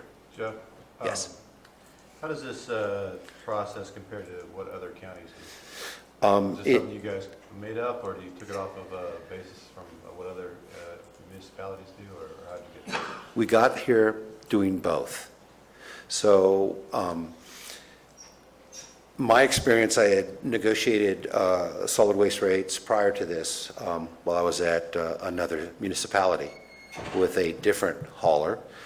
And those rates were tied to consumer price index, and it was a single index. And I did, watching it happen over a 3 to 4 year period, that single index was not accurately reflective of A, the cost of the service, and B, a methodology for accurately evaluating whether a change of rate was fair. So we started with that and added to it a number of different indices that we felt were more reflective. And you know if other counties do this same thing? Yes. Jeff, is Cowboys going to make a presentation after you? Yes. Okay. Since I've known so more than I thought I would ever know about this, they're going to bring up a comparison of rates compared to other counties, and that'll answer his questions. Right. And I don't know if this is the place, or if you want to have them answer this, or somebody else, but the comparison between what is a rate and a fee, because it's different, correct? I mean, this is designed not to just cover the cost of doing business, but for them to also make a profit, and a fee is basically just to cover the cost of the county doing business, correct? Well, for me, I would say that the fee associated is the solid waste fee paid through tax bills by the citizens of the county. What we are talking about here are the rates charged by the hauler.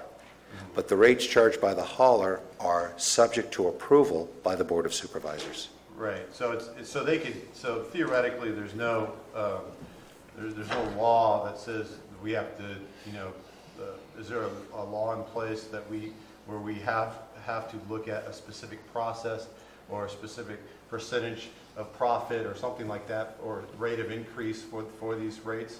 I mean, is there a code that talks about how we're supposed to go about developing these rates, since they are different than the fees, and it's based around a company making a profit? Do you want me to start? Okay. The Public Resources Code is fairly clear that the elected official, the elected body of a given municipality or county is the sole adopter of the rates for a solid waste franchise agreement. It is silent in terms of how those rates or the percentage of those rates or the percentage of the increase or the percentage of a given profit. Okay? The important thing for us, which is very unique, is that the residential side of this program, which is the vast majority of the customers, it's still a subscription service. If the rates are too high, the individual may choose to self-haul. And this agreement does not force the residential customers to subscribe to the service. It does require commercial customers to subscribe to the service. Okay? Right, I just, I think there needs to be a distinction made, especially with the general public, that there's a big difference between what we're talking about here and the fee schedules that we normally talk about. Yes. So as I understand it, Mr. Krovis, there's no governmental regulated rate involved with this operation. No. It's strictly a profit organization that's involved in the business of handling and transferring solid waste and recyclables, correct? It is a And franchise. we have no control over how much profit or how little profit they make, as long as they're doing a job for the county. Well, we do. in the Well, sense you do, that, you- that's what we're discussing right now. That's what I'm hearing. Yes. The board has the legislative jurisdiction to set the rates for this franchise agreement. But there's no regulation, higher or lower, anything like that. It's No. the board's decision, Board's decision. county level. Thank you. Yeah, thanks for clarifying. Now you mentioned something, and I don't want to let it slide by because this has been brought up to me by more than one person, and it's kind of it is included in the auditor controller's comments also. The mandatory commercial recycling directive, we literally cannot let business go without having their trash picked up going forward, correct? No, not entirely. The legislation that mandates, the state legislation that mandates mandatory commercial recycling requires that the county as an entity comply with that law. That's one of the local implementation plan directives. It is a requirement of our local implementation plan. Should we choose to allow commercial businesses to subscribe or not subscribe to the curbside program, the county and either Public Works or Auditor Controller would take on the responsibility of the documentation and reporting of the mandatory commercial recycling portion of it. When forging this agreement, my determination at the time was that putting mandatory commercial recycling into this agreement was going to be the cleanest and simplest way to comply with state law and be able to generate the annual required reporting to the state of California to prove that we were in compliance. Thanks for clarifying that for everyone. Okay, so I've been again asked to take a break. We're going to take 5 minutes.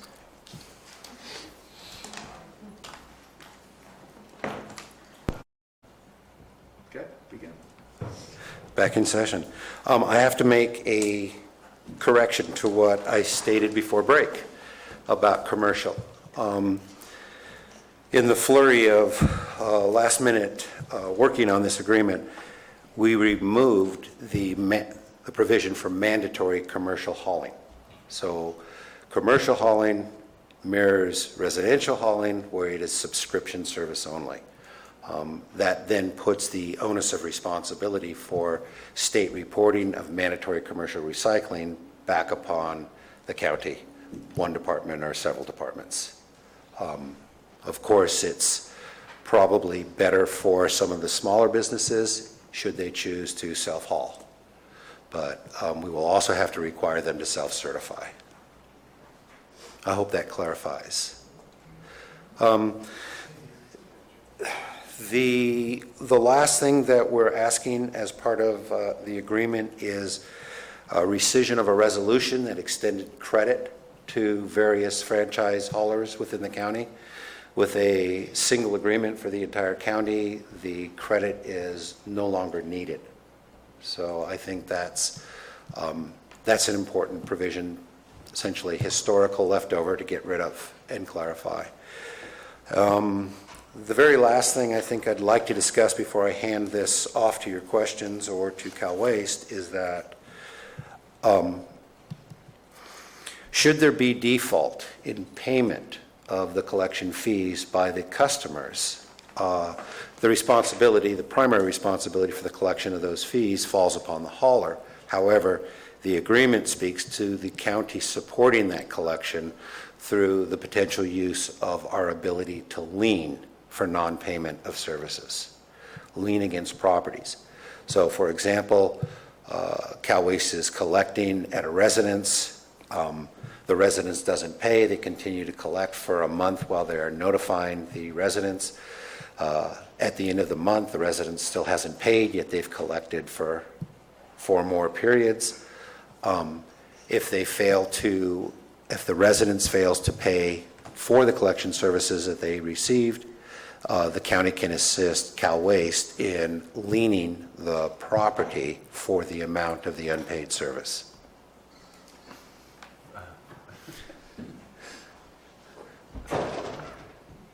Questions?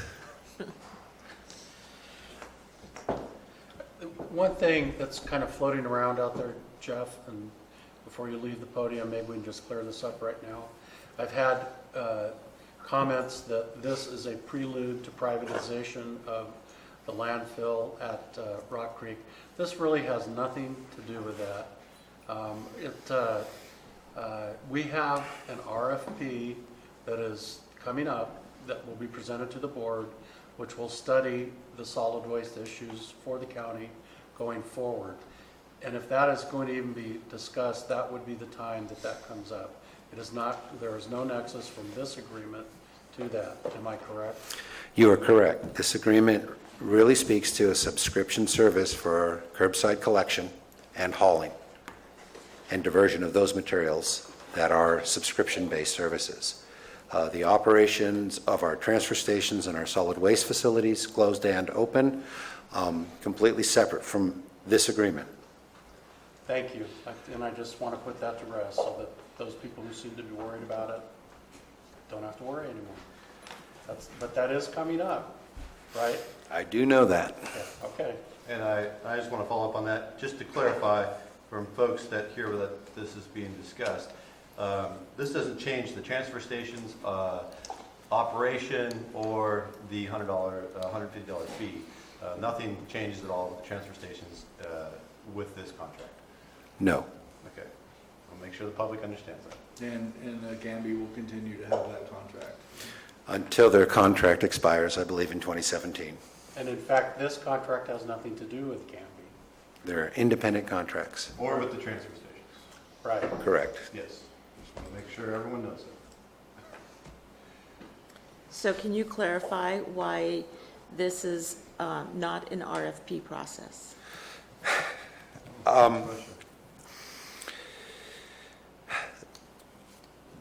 The best way that I can clarify that is to say that there is public resources code that affords the Board of Supervisors the freedom to not go out to a public bid if they choose.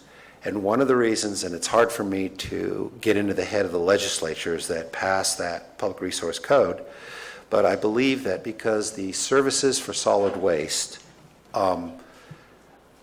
fall somewhere between a business and a utility, the fact that the hauling and collection and disposal and treatment of solid waste becomes a public health, safety, welfare issue in the event that the elected bodies make a determination that a single hauler can efficiently, effectively, and in the public good provide those services, that a competitive bid is non-required. For this particular agreement, I fully believe that the performance of Cal Waste over the last 3 years and their involvement in the fire and other community outreach activities that they do have proved themselves to be a committed partner. They provide a very good service. They're efficient, they're responsive, a good company. And so to me, they are a good partner to our public enterprise. That's why the department is requesting that the board, as part of this agreement, make the finding that it is unnecessary in this instance for the good of the public health, safety, and welfare to not go out to a competitive bid. Thank you. And thank you, Supervisor Connie, for asking that. I agree with everything you just said, Jeff, and I want to add to that, legitimately, only the contract that has expired on June 30th was for only half the county. It was not for the entire county. So if we were to put an RFP out, it would have been for half the county, and the likelihood of getting a vendor to do what is being performed now for just that amount of business is not good. I would agree. I just have to make one correction. The agreement that had a sunset date of June 30th, 2016, under the provisions of that agreement, under a request by the hauler to the Public Works Director for an agreement extension, it could be granted without changing the terms or the cost of the agreement, merely the duration. I have received 2 of those requests from Cal Waste and have signed both of them. Okay. One of them extending the agreement through the end of August, and the second one extending the agreement to the 1st of October. So they are currently still under contract until the 1st of October under that agreement that previously sunsetted June 30th of this year. Because you agreed to an extension with them. Thank you for correcting me. I just wanted to follow up a little bit. It just seems unusual to me, and it's because it is, I know, a unique item, but not having an RFP go out, why wouldn't we do that just to see if there's, on the off chance there's something that would be better for the county? As much as I love these guys, they've done a great job, it doesn't mean that, we should therefore be locked in with them for the next 10 years. If there was something better out there, more affordable for the county residents, shouldn't we at least, go through that process? I don't understand. I'm all for transparency and bids, competitive bids when appropriate. This is different than what we do fundamentally when we go to replace a bridge or overlay a section of roadway, where we have state legislative mandates for a low bid or a bid for a public contract bid. I don't believe that this falls under the same criteria. Going out to a competitive bid at this point in time would ignore the history of what's happened in this county, of going from 5 haulers to 4 haulers to 2 haulers to 1 hauler.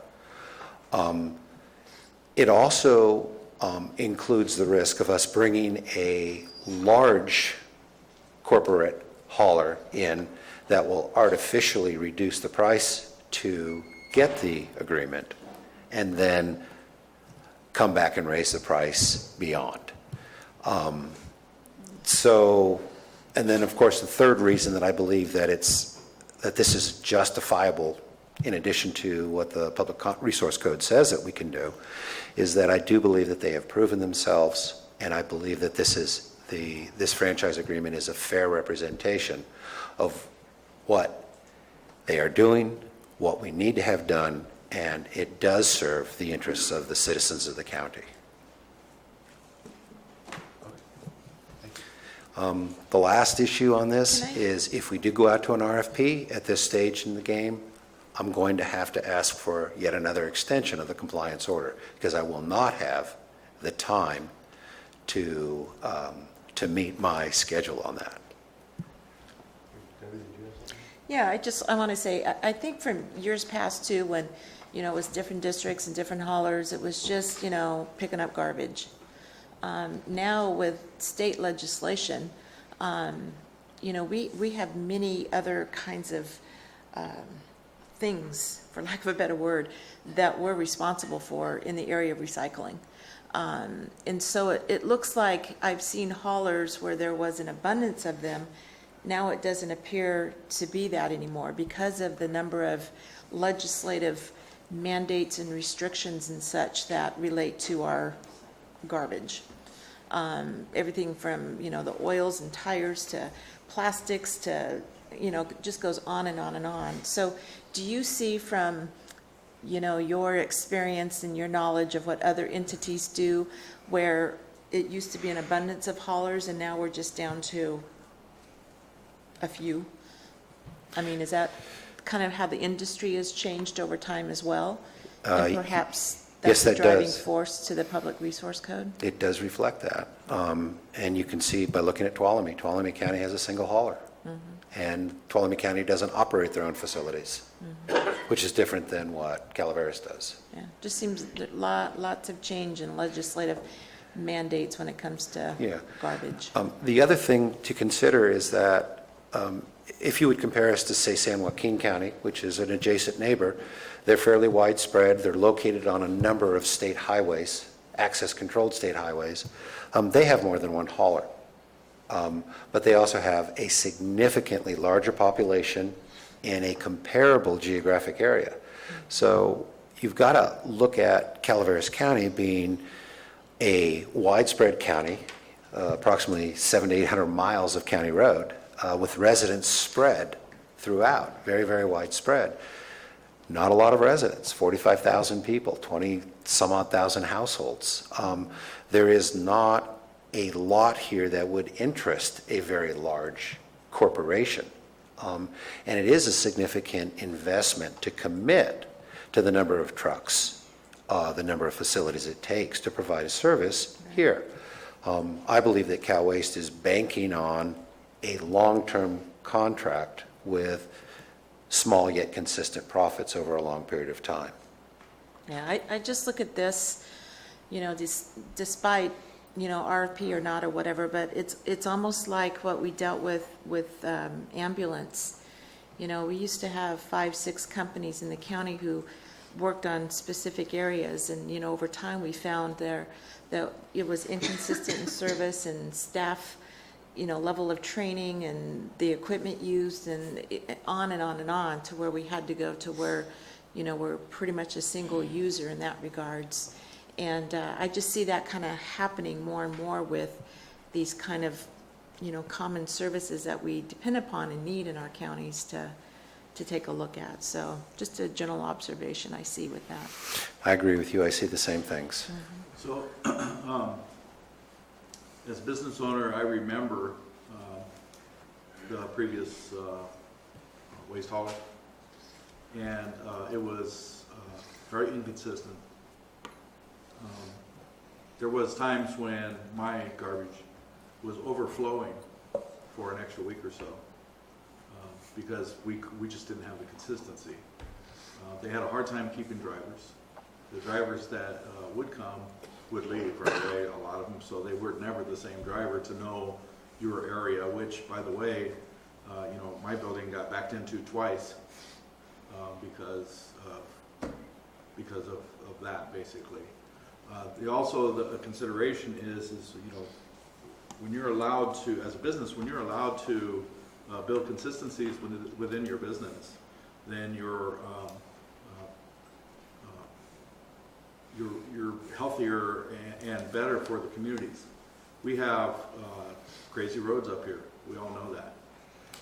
We need people that are expertly trained to drive these rigs. They have to manipulate like in front of my business, with the traffic, the oncoming traffic from the highway. And they just have to know how to do it. It is, in my opinion, 100 times better than it was 4 years ago. when we didn't know if we were going to get a pickup or not, or if I was going to get into my restaurant and find a hole in it from a truck backing into it or not. So that's just a very small piece of it. I also know that I did a little bit of research on this. I went to RCRC, talked to Mary Piddle about it, and it is not uncommon for these waste haulers to have these long-term contracts because the amount of investment that they need to put into into building up to a level that can keep us in compliance with the state. So not only that, but just safety in itself within our roads and the distances traveled, and there's just a variety of things. So, you know, it used to be, I remember when I was young, you know, you'd go to the dumps and you'd drop a bunch of stuff off and you'd take off, and the bears would eat half of it and the rest of it would be sitting there. That included TVs, tables, it didn't matter. It was just a big pile of stuff. And a lot of it was chemical waste, and a lot of it was whatever it was, and it went into our water tables and things like that, and created some environmental hazards. And nowadays, there's a whole lot more regulation around it, and we have to be smarter as a county. It took us 14 years to get to 51% on recycle rate, which was part of the old hauler. And we are going to be asked to do 65%, and then it's going to go to 75%, and probably in a few years, we're not going to have any leeway. This is, you know, in my opinion, to make sure that we have the right people in place to make sure that we're compliant into the future. Otherwise, it will cost the county a lot of money. And we've been on notice a few times, and you know, I'm happy that you're bringing this forward, so thank you. I want to add one thing, because Supervisor Edson just brought it up. I'm trying not to enlighten everybody to everything I know at the same time, but City of Angels has a 15-year contract for solid waste pickup. City of Jackson, 20 years. El Dorado County, 11 and a half. Alpine, 10. City of Ione, 20. City of Sutter Creek, 20. Amador County, 20. Tuolumne County, 13. City of Plymouth, 20. Sonora, 20 years. It takes, you know, the last time I asked Cal Waste, they have 6 dedicated garbage trucks, and I know those garbage trucks cost just under $400,000 each. It takes a long time to get the return on investment back when they come into a county like this. We're not contracting for office supplies. It is somebody who's going to have a significant investment, and that is, and I want to back up the fact that you're considered the long term based on those factors. I guess you can continue. All right, then, by your leave, I'd like to invite Jack Fiore, Vice President of Cal Waste. They have a presentation to make. I believe that Mary Beth Hospital will speak, and so will the President, Dave Acareza. Lights.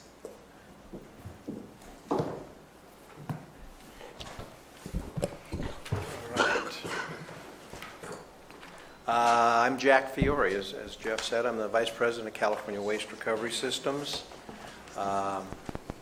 Jeff covered a lot of the good stuff, so I'm going to run through this PowerPoint in second gear. I do have some copies of it up here at the podium, where I can sit here.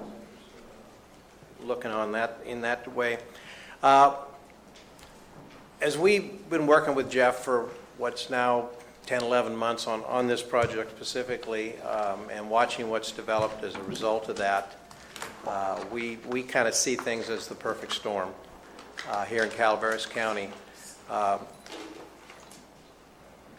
You've got the state enforcement deadline that's coming up in 3.5 months. You've got incentivized rates required from Cal Recycle that in addition to incentivized rates, include the 75% diversion rate, and some means to address commercial recycling requirements. You've got the issues at Rock Creek Landfill and the fact that it's nearly full, and funds and plans are really not in place as they should be to deal with that in the next 3 or 4 years. And as has been discussed, our contract, one of them has expired, and the other is expiring in about 3 years. The Cal Waste contract that's before you today is covering a lot of things. It's helping bring the county into compliance with the mandates of AB 939, 1826, AB 32, and AB 341. And those, to a point Mrs. Pawnee made earlier, AB 939 was signed in the early 1990s by Governor Duke Majian. So we've been ramping up with efforts regarding recycling for a long time now, and the interest is getting stronger, the legislation is getting stronger, and the performance of communities is getting stronger as well. This contract, as we've said, is going to reduce the volume going into Rock Creek Landfill and will aggressively increase the recycling and recovery efforts here in Calaveras County. Lastly, as was just discussed, I think it provides the stability of a long-term contract with a committed service provider and a community partner. Since we acquired the contracts in 2013, our customer base has grown notably both residentially and commercially. We have about 6,600 residential customers presently and about 850 commercial. We look at this growth as an important indicator that Cal Waste is providing a valued service to the portion of Calaveras County that subscribes. And with those numbers going up, I think it's an indicator of the success of that. Since 2013, we've invested substantially in Calaveras County. We've put new facilities into place. We've put new equipment out between trucks and carts and containers throughout the county. We've introduced the Big Blue recycling solution in the waste cart. We've got green waste solutions in place now that were not when we got here. With the jobs and with this new contract, we'll have 29 local jobs in Calaveras County. Regionally, Cal Waste, in addition to being here in Calaveras, we are in San Joaquin and Sacramento counties as well, and between those three areas, those three counties, we've got 150 plus jobs regionally. Locally, our payroll is worth $2 million a year, and payroll dollars are said to respend 7 times, so if our $2 million payroll is here, it puts close to $14 million into the community each year. Beyond that, those investments, we've got some other investments, equivalent investments we've made in the Calaveras community, and Mary Beth's going to talk briefly about those.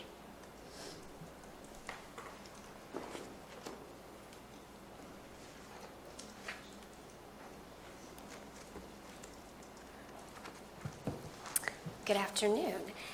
My name is Mary Beth Hospital, and I'm the Community Outreach Coordinator for Cal Waste. I wanted to share with you what Cal Waste has been up to for the past 3.5 years and the investments we have made in your communities. At Cal Waste, we focus on the environmental responsibility through our recycle education programs and community outreach. In the last 3.5 years, Cal Waste has visited every school in the county, including Hazel Fisher Elementary, Avery Middle School, Michelson Elementary, Bret Harte High School, Mark Twain Elementary, Copperopolis Elementary, West Point Elementary, Railroad Flat Elementary, McCollum Hill Elementary, Toyon Middle School, Calaveras High School, Ginny Lind Elementary, and Valley Springs Elementary. We have focused on upgrading and providing new equipment. We have provided receptacles for collection throughout each campus to make it more convenient for students and staff. We have introduced waste reduction programs, participated in school site waste audits, and also educated on the importance of recycling. These messages have reached a total of 4,723 students throughout Calaveras County. This message was not only received by the students, but by their families and the staff at these schools. Cal Waste has currently brought a recycle education program to Calaveras County. This program is fully funded by Cal Waste and will take place in every elementary school's 2nd and 4th grade classrooms. So far, we have taught 36 recycle education sessions, reaching 432 students, and there are several schools on the schedule. We feel this is a very valuable program and wonderful learning experience for these students. They are, in fact, our future. We have also reached out to the residents of Calaveras County through the local public access TV, 5 focus groups that were held in different areas of the county so that we were able to gather ideas from the residents to better service them. We conducted a survey throughout the county of Cal Waste and the services that we provide, with a vast majority, 87% of respondents, rating the overall quality of waste collection service positive. Cal Waste partakes in any and every event where we can educate about recycling and the services that we offer. We have visited several different service organizations throughout the county, educating and promoting recycling and the benefits of our environmental responsibility. Cal Waste is currently working on new technologies to provide enhanced services to our customers. A mobile or online tool called Recollect. Recollect provides collection service schedules for our customers, service updates, advisories. Some of you may know if you live up in Arnold, it snows up there, and sometimes we can't quite make it out to you. So it's a way for us to reach out to our customers via a text message, an email, however they choose to sign up for that. We would also like to interface with the county's website so that the residents can find us and obtain information about other services. We will also be introducing an e-commerce website. We live in a society where we are a click away from mostly anything. This will provide our customers with a way to choose what service or services they would like, view the pricing, and make the decision at the click of a button. This will not eliminate the face time we have with our customers. It will only serve as a tool to access information during non-business hours. We will follow up the next business day to ensure the customer's needs have been met. I can't think of the last time I called on a utility and wasn't routed through a 10-minute phone tree. That is what sets Cal Waste apart from other businesses. We answer the phones directly, timely, locally, and our customer service representatives are familiar with the areas in which our customers live. Some of you may or may not be familiar with the Cal Waste motto, giving more than we take. You may have seen it on a banner somewhere, or the sides of our trucks, or maybe on a letter we've sent you. I hope that our motto has been fashioned in a way that helps you all understand what Cal Waste is truly about. I was once taught a valuable life lesson on the importance of giving back to the communities in which you serve. Those communities are what make your businesses thrive. Cal Waste has been very generous in their giving back to Calaveras County in many ways. I've decided not to put a dollar with the services we have provided in the past 3.5 years, but to tell you of the events we have participated in and graciously given back. Cal Waste enjoys giving back and being a part of all of the wonderful events that take place here. The Murphy's Irish Days event. One of our 4-day favorites is the Calaveras County Fair. We love to have our recycle booth, watch the rodeo and derby, and most of all, bring home way too many fair animals from the auction on Sunday. Every year, I continue to advise my boss, Dave, the trailer and the freezer are only so big, but it never fails. We could still feed an army on those animals and have our own farm. We greatly enjoy supporting these kids with their 4-H, Grange, and FFA projects. For a lot of these kids, it's how they get their first car or maybe even go to college. 2 years ago, we were asked if we would like to host the Veterans Booth with refreshments and drinks for all of the veterans the night of the ceremony. Cal Waste humbly accepted to be a part of this wonderful tribute and have enjoyed it ever since. We also enjoy participating in the Angels Camp Farmers Market, Valley Springs Kids Day in the Park, Lumberjack Days in West Point, Hermit Fest, Pink in the Night, Mark Twain Wild West Fest, Whiskerino, put on by Friends of the Fair, Valley Springs Boosters 4th of July fireworks event, San Andreas Community Health Walk, to be able to put on to be able to provide costumes to a local high school so that they could put on a musical. Schools jogathons, Friends of Murphy's Christmas Dinner, Toys for Tots, Calaveras Community Foundation, Calaveras Recovers, White Pines Park, Comanche Recreation Cleanup, Wallace Burson Association Field of Flags, Feeney Park Gold Rush Street Fair, Calaveras Grape Stomp, Bret Hart High School Boosters, Scholarships provided to both Calaveras High School and Bret Harte High School, the Valley Springs Youth Center, Murphy's Firefighters Association, Habitat for Humanity Calaveras, several of the Calaveras County Chamber of Commerce events, the Ebbets Pass Firefighters Association, the Mountain Ranch Park, and of course we love decorating our garbage trucks and lighting up the streets for Christmas parades. The list of giving back is endless. I've provided all of you with a copy of a book of support letters. I hope this is a testament to the support we have in this county. It's filled with letters of support, thank you letters, and I've given each of you a copy of this. There are also several nonprofit organizations in the county who are always giving back to the community. We like to show our support by donating in-kind services to their fundraisers, one-year free service raffles or silent auction giveaways. We have partnered with a few of the local food pantries, senior centers, and the Resource Connection Food Bank to take care of their daily trash and recycle needs at no charge. We were also able to donate our services during and after the horrific Butte fire. I can honestly say that Cal Waste has never turned away a donation or an opportunity to give back to this county and its communities. Cal Waste stands beside this county and wants to be a part of the fabric of your communities. We look forward to a continued partnership with you and the residents of Calaveras County. Thank you. You didn't miss the high school where you gave the picnic tables, right? You want to start over? I said the list goes on. Okay, the next slide. Another indicator of our collection program acceptance in the county. In 2013, between our predecessor and us, the hauler delivered about 11,400 tons to Rock Creek.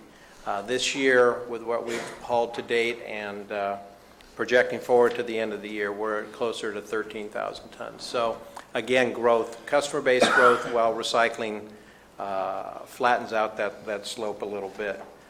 Other indicators of our program growth. Recycle carts. When we got here the first year, there were 2,700 carts out. This year there's 6,000, so almost doubled in the 3 years we've been doing business in Calaveras County. On the recycling tons collected, 5,600 then, 8,000 now. So our recycling volume's gone up 50%, and we've put out 100% of the 100% again of the carts we had out then. So those are good indicators. Rock Creek's been talked about. If nothing changes, Rock Creek will be full within the next 36 months or so. Our proposal, as Mr. Krovitz said, takes all of the waste out of the county that we collect from residential and commercial customers, and that's going to, because we are about half of the volume at Rock Creek, that will double the life at Rock Creek.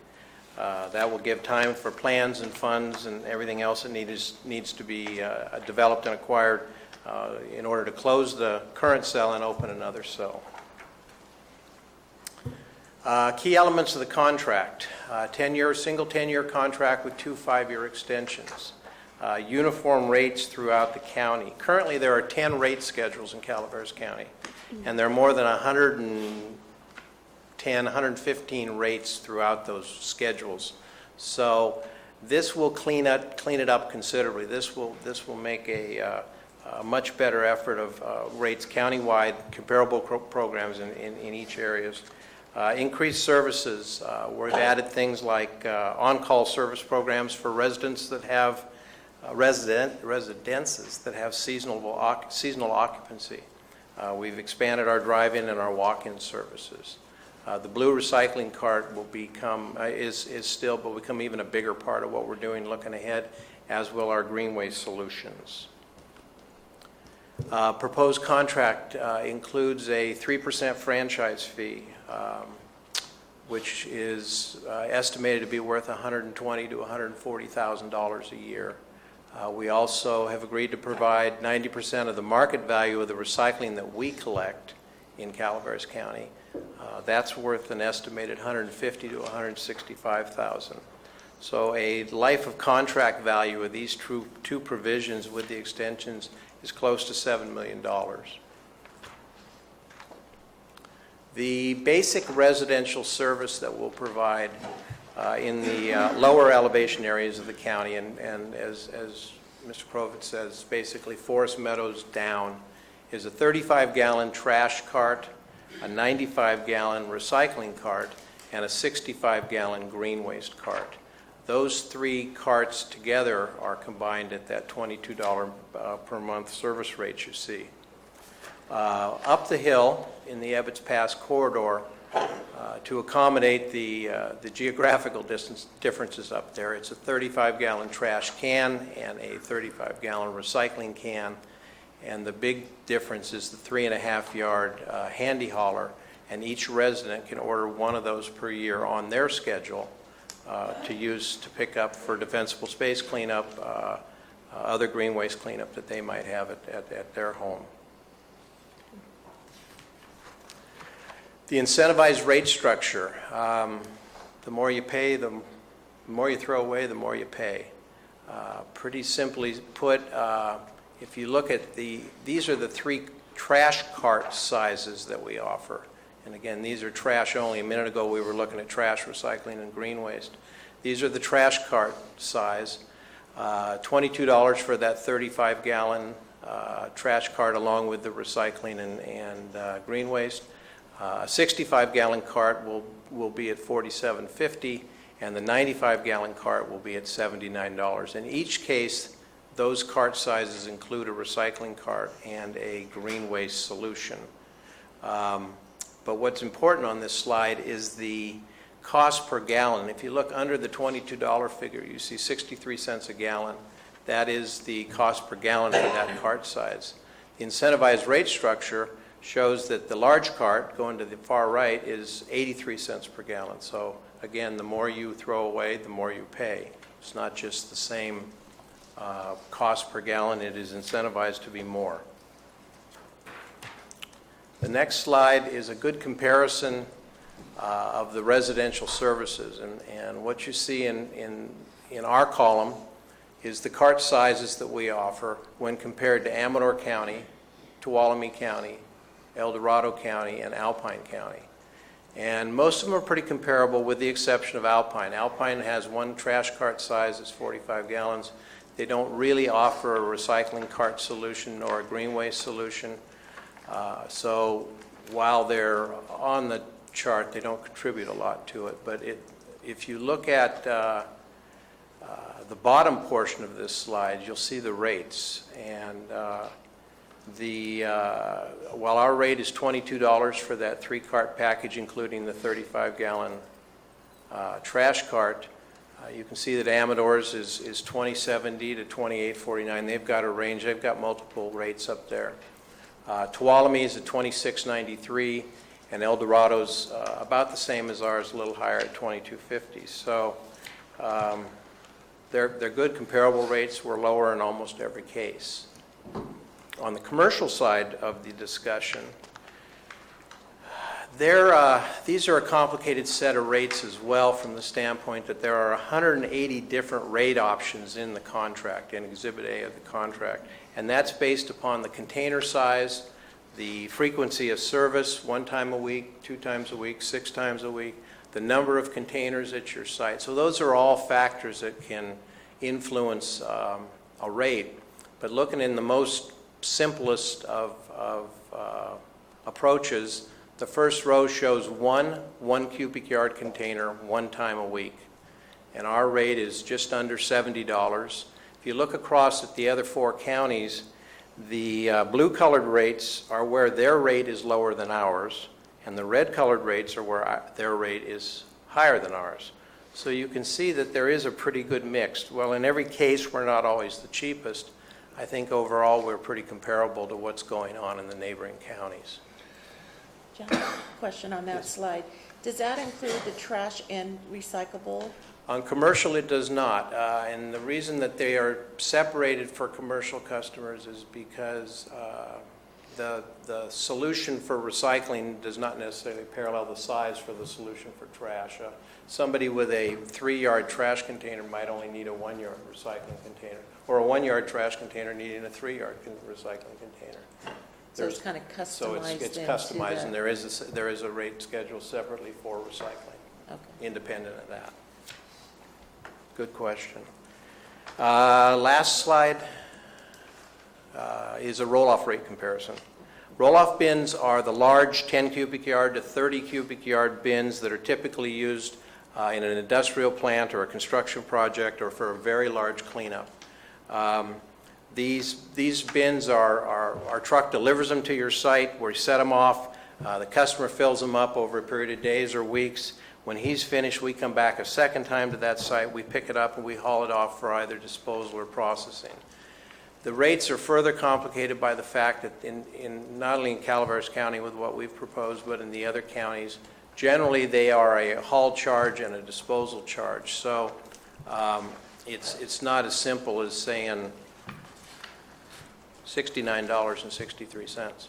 But you can see here that our rates in every case, or maybe I should say that differently, in every case our rates are higher, are not less, or not lower. They're all blue than these neighboring counties. We've discovered after 3 years of providing this service that there's an extreme amount of drive time in Calaveras County. It's an expensive service to provide, and this is where the rates need to be for us in order to provide this throughout the county. So that's why you see them as they are. Jack? Yes, sir. Also, maybe pointed out, we cannot dispose of this trash in Calaveras County. It has to be hauled elsewhere, correct?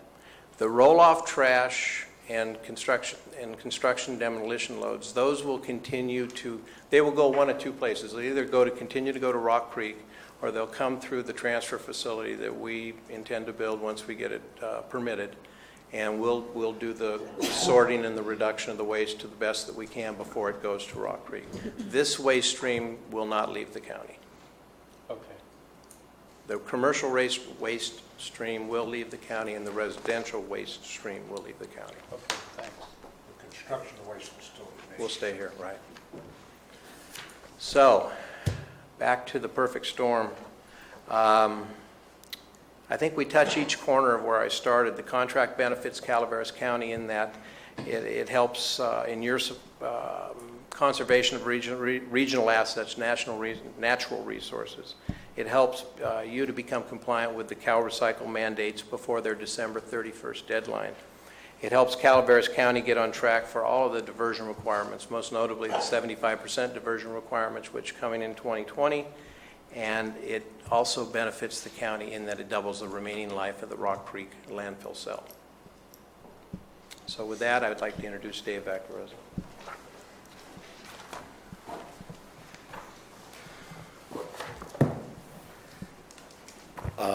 My name is Dave Vaccarezza, owner of Cal Waste, and I think that our presentation is pretty much tells you where we really are. I think some things that really haven't been talked about is, where we've been and how we've got here. We've come to this board making a substantial financial commitment to the community, as well as a personal commitment to making this happen here as well.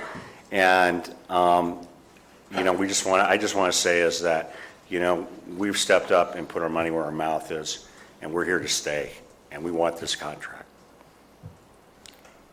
If there's any questions, I'm happy to take. Yeah, I have some questions. Yeah. Probably Sure. for Jack. Okay. On the presentation itself. Yeah. One of the first few slides here talks about premier service to Calaveras County since 2013. I'm just wondering, is that number 6541? That's new customers, total customers? What is that? That's total customers. And where did you start off with? What was our customer count when we started? We were about 40, probably about 4,200. Yeah, somewhere just north of 4,000. Okay. And then you talk about how there's going to be extended life for Rock Creek. I'm just wondering why are you doing this, except for that you want to help us out.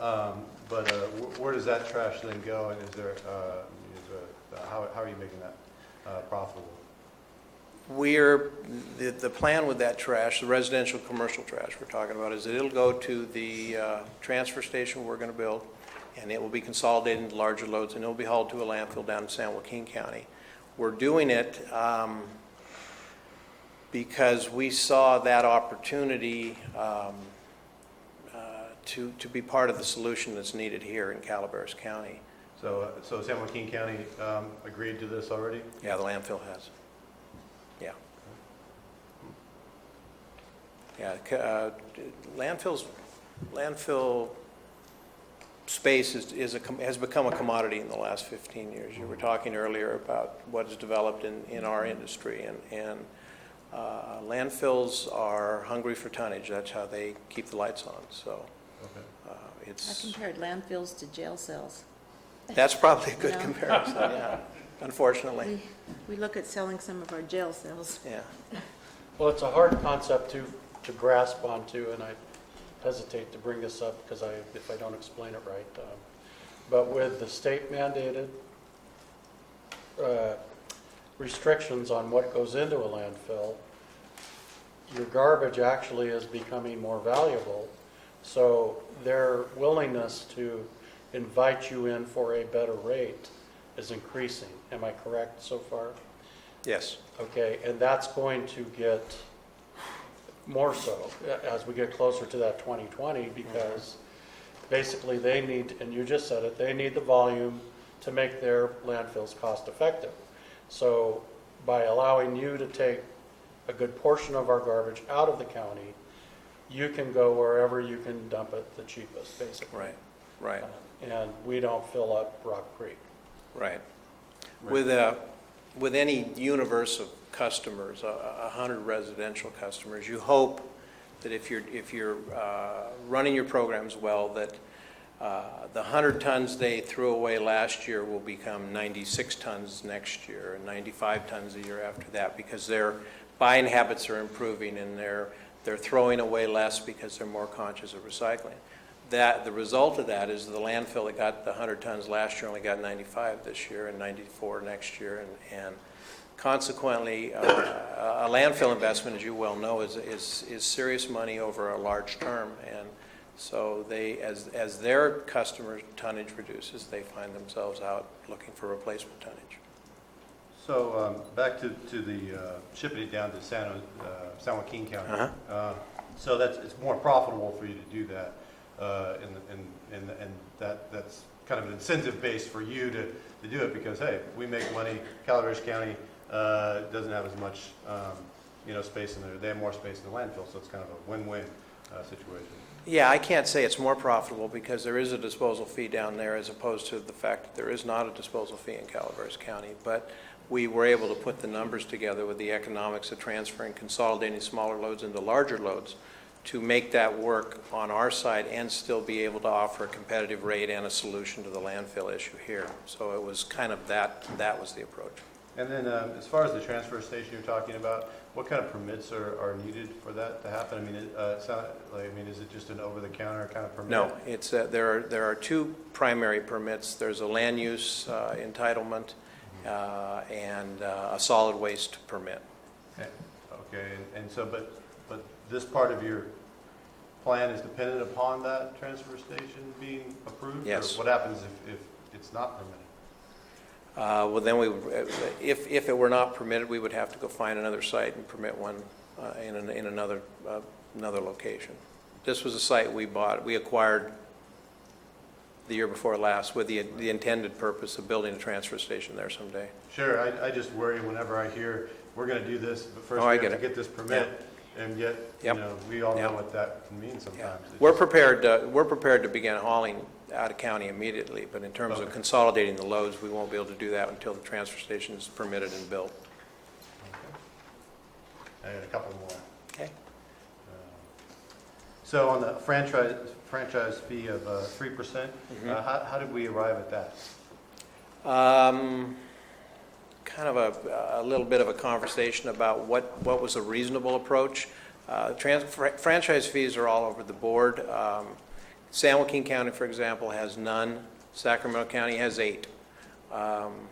Lodi has either 4.4 or 4.8, I can't remember. And Stockton has 23. Yeah. So that sounds pretty good. So we picked 3% as a good place to, that we could build into the initial rates, and there is provisions that would allow that rate to be adjusted by the board in a future year. It is revenue neutral to us once, if that were to happen. Okay. Yeah, I mean, I wouldn't mind seeing it a higher rate, than 3%. 6% sounds better to me. Board, I just wanted to clarify the 3% was something that was in one of the draft agreements. The contract that's before the board right now does not have a set rate. We negotiated the actual rate amount to be set by resolution of the board, so that would be something that would be coming to the board for the board to set that franchise fee rate. Yeah, that's true. That's good to know. Thank you. We proposed 3, and that's a very good point. I mean, yeah, and our rates, the rates we bill reflect obviously 3% as well. Okay, thank you for that. Question, Jeff. What haven't you done right? Everything here sees plus here.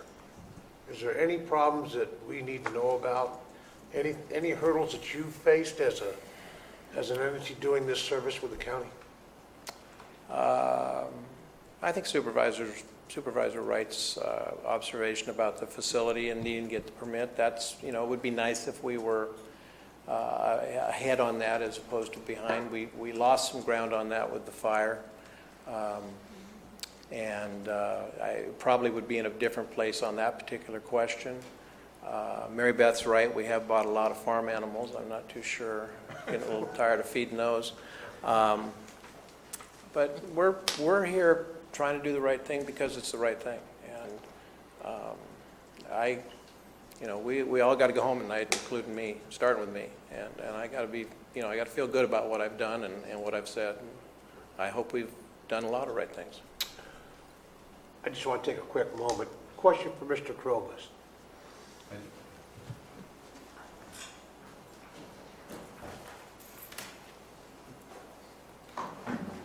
Obviously, this program's been in the works for a while. A couple of years? Actively for me since summer of 2015. 3 years? Probably before you even see any benefit. How many inquiries have you got from other garbage companies, if you will, about a contract like this since we started? None. Did you solicit any information from other contractors? No. Is this thing kind of too small to even pay attention to? Can't say. Thank you. I got a question on your, so looking at you were talking about all the different rates in the county. Do you have like an average rate increase that we're going to see happen? Give me any like comparison numbers, like could you bring, I could give you a range. It's you look back at it's probably something like 20 to 40% in some cases. We were looking at some rates yesterday, and in one of those 10 rate schedules I commented on earlier, it alone has 4 rates for green waste collection that is added to the trash rate. So, and in that particular case, they're going to go down a couple of bucks, but most of the rates are not going to go down. Most of the rates are going to go up. Sure, it'd be just good to have that information. Yeah. Was it in my packet? I didn't see it in there. The old rates, you mean? No. The current rates that exist and how much it's going to go up over a period of time would be nice to know. Again, I would guess it's a 20 to 40% would be a guess on the increase, because each of you who are our customers is probably paying a different rate than the person you're sitting next to. It's that varied. And it isn't as simple as saying, well, they're all going to go up 19.7%. It just didn't work out that way. I don't think, and I understand confusion, because when I got to know this, it certainly confused me. I don't know if all the supervisors understand that when you acquired these contracts from the previous vendors in our county, there are, I don't know how many different rates. I don't know how they came up with all of them. I couldn't even get my arms around it when I was trying to understand it. And this addresses that. but it also doesn't, and I want to make sure everybody understands, you do not have to subscribe to having your garbage picked up curbside. That's correct. It is not mandatory, it is voluntary. That is correct also. Right, but we're being asked as the board to approve this. For those, Right, and for so- those customers that should care to subscribe. Right, which, Right. you know, and so, but, so I want to have the most information. Sure, And I sure. want the public to have the most information before we make that rate hike of what we're raising and why we're raising it. Because I would like to see more and more people use your service, because I think you'll get a higher rate of recycling and more diversion out of the landfill by using it. But it's hard for me to want to do that because I don't have that information to tell people I voted for this because I like them. I mean, and they did a good job at the Butte Fire, which I agree, and you're doing a good job. But it's a lot easier to totally defend if I have that more specific information. We're raising the rates this percentage, and you can have, even if you have 15 different rates out there, you certainly could have that, broken down for us, and then look at this percentage change for each of this, and this is what we're going to get out of it. Why are we increasing the rates? I haven't really. Why not just keep it the same? It sounds like you're doing a good job. I'm happy with it. Why don't we just keep it the same? The rates as they currently are set are not at a level that we could continue to operate. I am hard pressed to think of one that actually is probably what it should be. The rates as they currently are pretty silent on recycling. The contracts as we have them now are pretty silent on recycling. So it's not even really contemplated in the current rates. I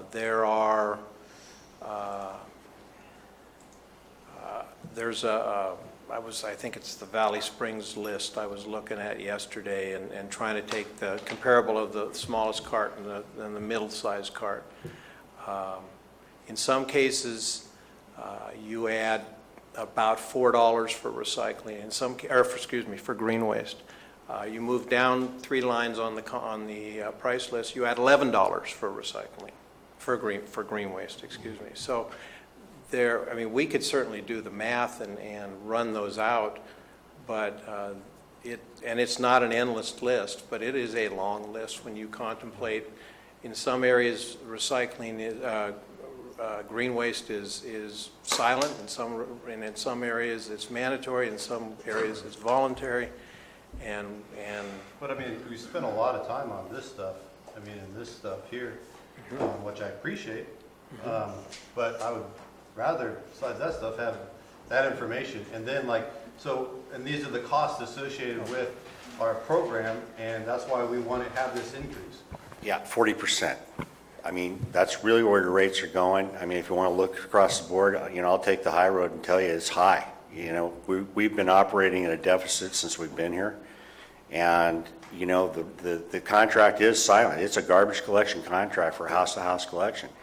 And, from the time we got here, we were directed to put into place programs for recycling, for green waste collection, and for recovery on C&D material, construction demolition material. And recycling costs money. And, that 40% increase in cost is reflected in these rates.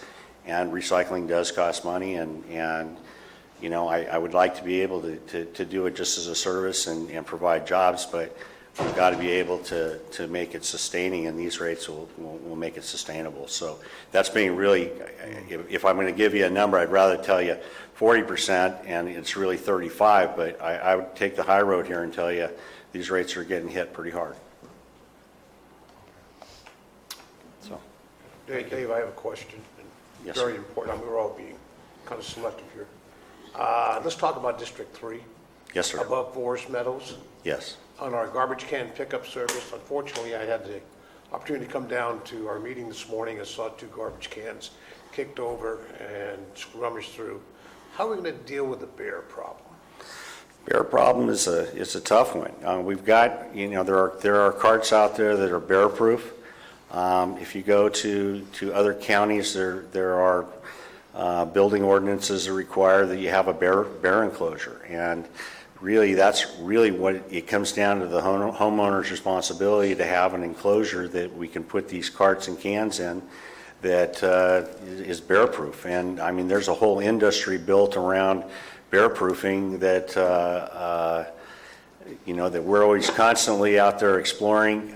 There is, again, a cost associated. If you look at some of the new containers, the commercial containers that we're putting out, they're counterbalance lids so that the bears can't get into the commercial containers quite as easily. So we're making that upgrade. We've got some sample carts of bear proof, actually house-to-house carts, and we've got a manufacturer who's willing to, provide these bear-proof containers. But again, it's a cost to the homeowner, and it's just one of those things that we weren't dealing with quite so many bears probably up in this area 15 or 20 years ago. But the populations, as you know, has exploded, and we're having to deal with it on a daily basis. So basically, the procedure would be, we'd keep your containers in our enclosed garage or bear-proof, and then you come by once a week. Right. Make a pickup. We take the Right. containers to curbside.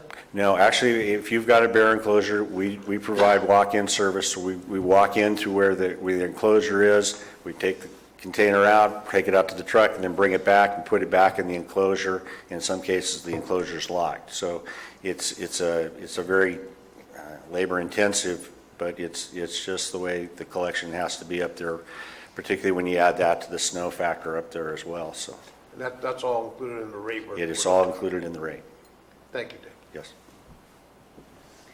So Dave, I remember when you first took over this contract, we had a lot of discussions around solid waste and a lot of discussions around the fees that the county charges also. I remember many discussions about raising those fees because for years and years and years nobody wanted to, but so I also remember this discussion with your group about, gee, we really don't know what we're taking on here because of the equipment, the size of the area, the lack of participation in curbside pickup, and those things. And we would know as time goes on where you're going to be able to operate. And also during that period of time, there is also an increase in regulations from the state, naturally. People don't realize that all those increases, they aren't free for us. I mean, it's great to be able to be more conscientious around recycling and that sort of thing, just like the green waste one now, but they cost somebody money, and it's usually us. So from what I see, you've pretty much landed where you think it's going to work for the county. To go back even and look at the old, a couple of years ago and look at the rates, doesn't reflect the difference in everything that's added costs, not to mention just fuel costs and all that stuff, but also the regulation costs. And also there is, aren't we on notice, or haven't we been on notice in the landfill for some,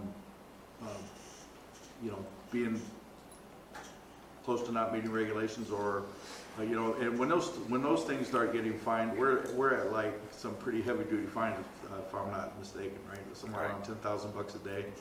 I believe if you're not meeting the recycling requirements, it's $10,000 a day, per day that you're not making those requirements. And the state has stepped forward and hit a few communities. I think that this county stepped forward and did not thumb their nose at the state and actively worked to put a local enforcement plan together that I think is working. So I think in answering your question, I think you're doing the right things. And you know, Jeff has certainly provided the leadership in the county to redirect and address, I think, a lot of the issues that when we came to this county were not being addressed, and you know, I don't want to use the word neglected, but you know, needed some attention a long time ago. And I think this is a quantum leap in moving forward and really minimizing the environmental effects of the landfill here locally and providing a level of service that is comparable to anywhere else in the state for your community. And so as I look at the comparisons here too, other than the big giant containers, you know, they seem to be comparable to counties around us. We get kind of stuck in a vacuum sometimes, you know, where we think that everything should stay the same. And I haven't seen anything stay the same yet. So, you know, I appreciate the work that you're doing here. So, I just want to say thanks. Appreciate it. Thank you. If there's any other questions for?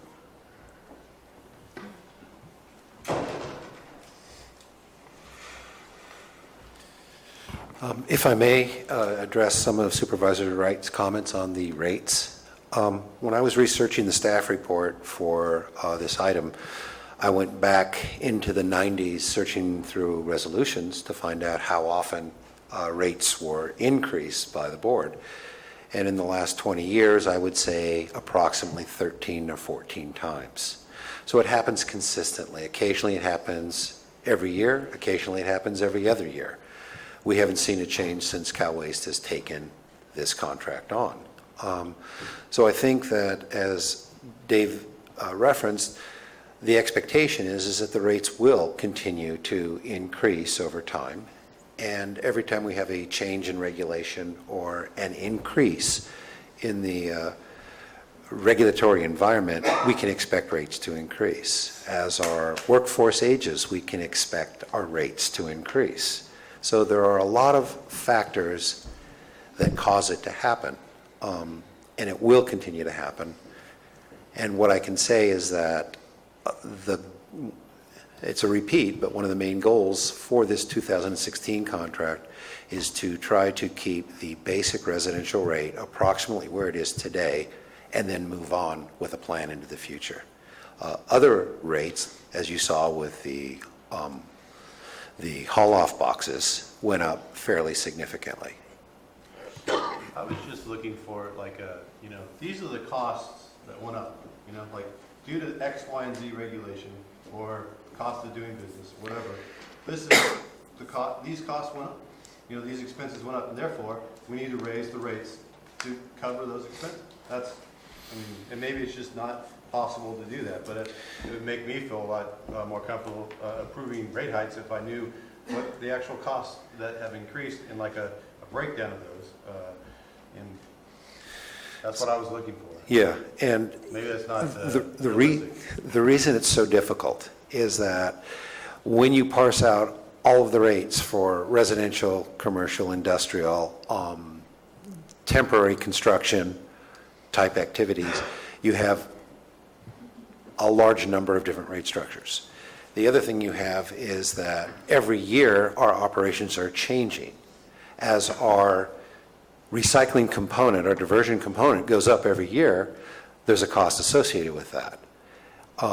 As our pounds disposed per person per year in the county goes down, okay?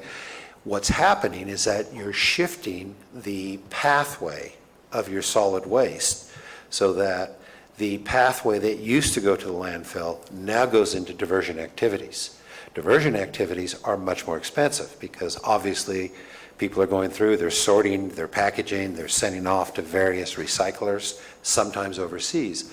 So we have so many variables of change as the system is evolving that for us to be able to come to you and say, Supervisor Wright, as a result of AB 939, the rates this year went up by...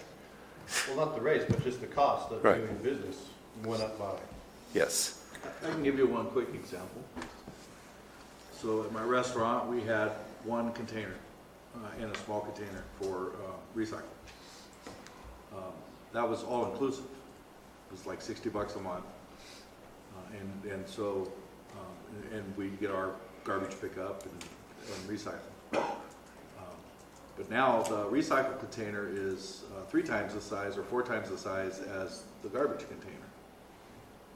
So now you have, instead of one pickup that we never got charged for, which was the recycle, we never got charged for the recycle before, but now your truck is coming twice instead of once because you got a garbage pickup and you got a recycle pickup consistently. And then also you got your green waste that the state is going to be bringing on us because we got a little bit of an extension on green waste, but it's coming. And so these are the differences. Now, for a truck for the hauler to make that extra trip costs money. It just doesn't happen free. And so that's the requirement that was put on us for recycle by the state, and we have to do it that way. I look at it like for the past couple of years, I've got a break because I haven't been charged for that recycle pickup. And that's a big container now. So I have a recycle container that's being picked up that I haven't been charged for. And I've only been charged basically for my garbage pickup. So I'm going to have to pay probably about $40 more per month for my recycle pickup. Right, so we take that specific story, right? But I don't know, so then can't we quantify like the increased cost of operation? That's 40%.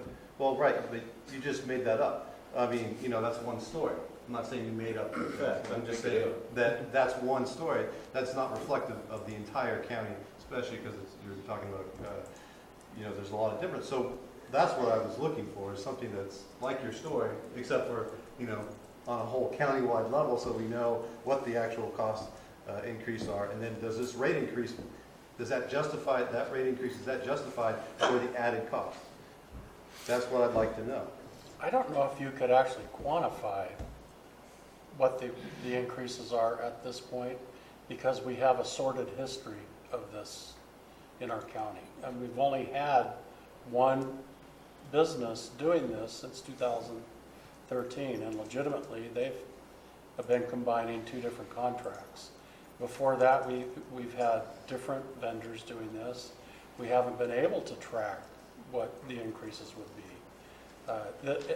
If we create a consistent cost right now to who we're doing business with, in 3 years, if this comes up again, we would be able to address that. And I hear what you're saying. That makes a lot of sense. But what I'm saying is, why are we increasing the rates 40% or any amount if we don't know what's actually going on? We're being asked to sign a 10-year contract and increase the rates 40% when we don't know what's happened in the past. So we have no idea if this is a legitimate ask. I know what happened in the past. Well, right. My recycle was going into our landfill. I know that. So Well, I know what's happening in the present. I'm seeing more and more garbage on Highway 4 and our county roads and dumping pine needles and stuff out in the forest. So if we do something stupid, we're going to lose the only service we have. I'm not saying we shouldn't do it. That's the information. Time to face reality, I think. Well, that's what I'm doing. I am facing reality, and I'd like to know the actual cost of stuff and the rate increase. And if we can't get that information, then we can't have that information. That's fine.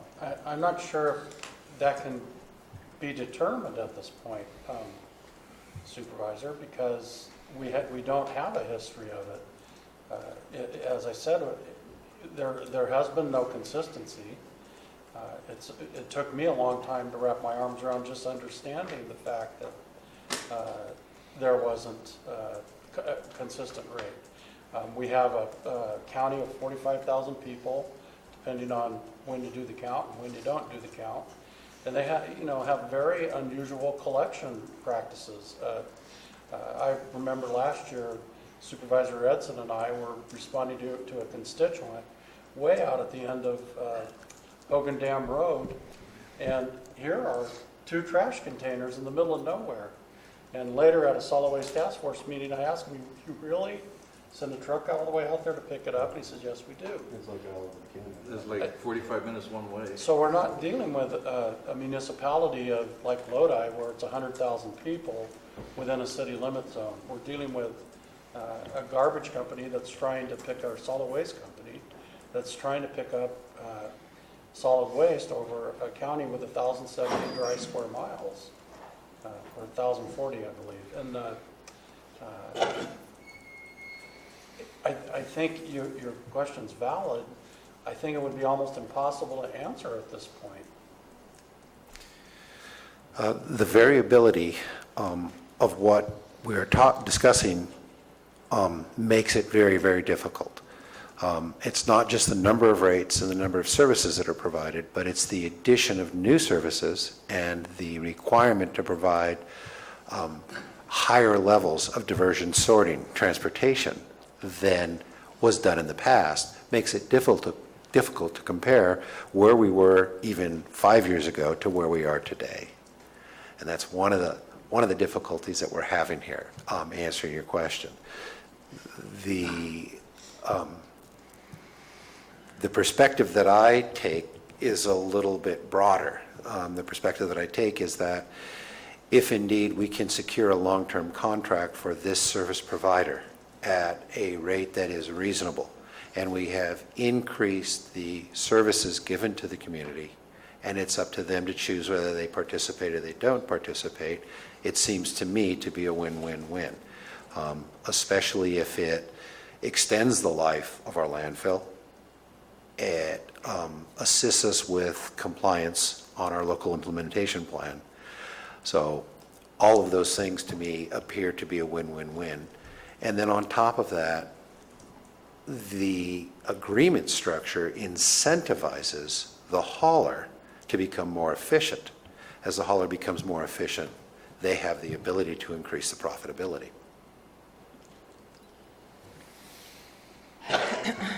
I have some comments, and some of them random, but I see where Chris is coming from, and I think it's very difficult because there are so many variabilities. And if you just look in the last 3 years, this contract was more or less inherited. We've looked at minimum wage increases. We've looked at gas increases. We looked at, equipment that needed upgrades. We've looked at workers' comp. We've looked at recycling. We looked at all of the mandates that are coming forward. There's just so many variabilities. I think it's most difficult to look at specifically, certain areas, because we had all these rates and we had all these, little nuances throughout the county.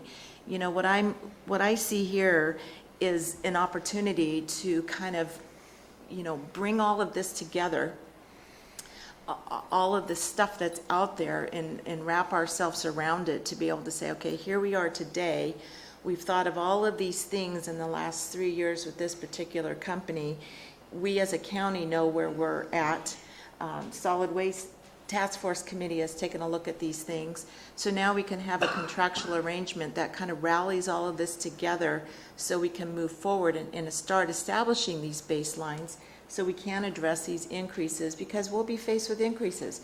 We as a board haven't been faced with an increase in, 3 years, 4 years on this particular agreement. When you mentioned 13 times out of 19 years, well, in the last 4 years, there's been nothing. So, consistently, there's been increases through the years except for the last 4. And gosh, in the last 4, just minimum wage, gas, workers' comp, just everyday business kinds of things. If I was running my business, I'm probably looking at a 40 to 50% increase. So this gives us that chance to kind of rally, pull this together so we have some base to grow upon and establish ourselves. When I looked at $20.50, I looked at other communities like Steve did, and I looked at, I take my garbage to the dump. I don't like doing that, but there's this thing in Calaveras County that, we have to take our garbage to the dump.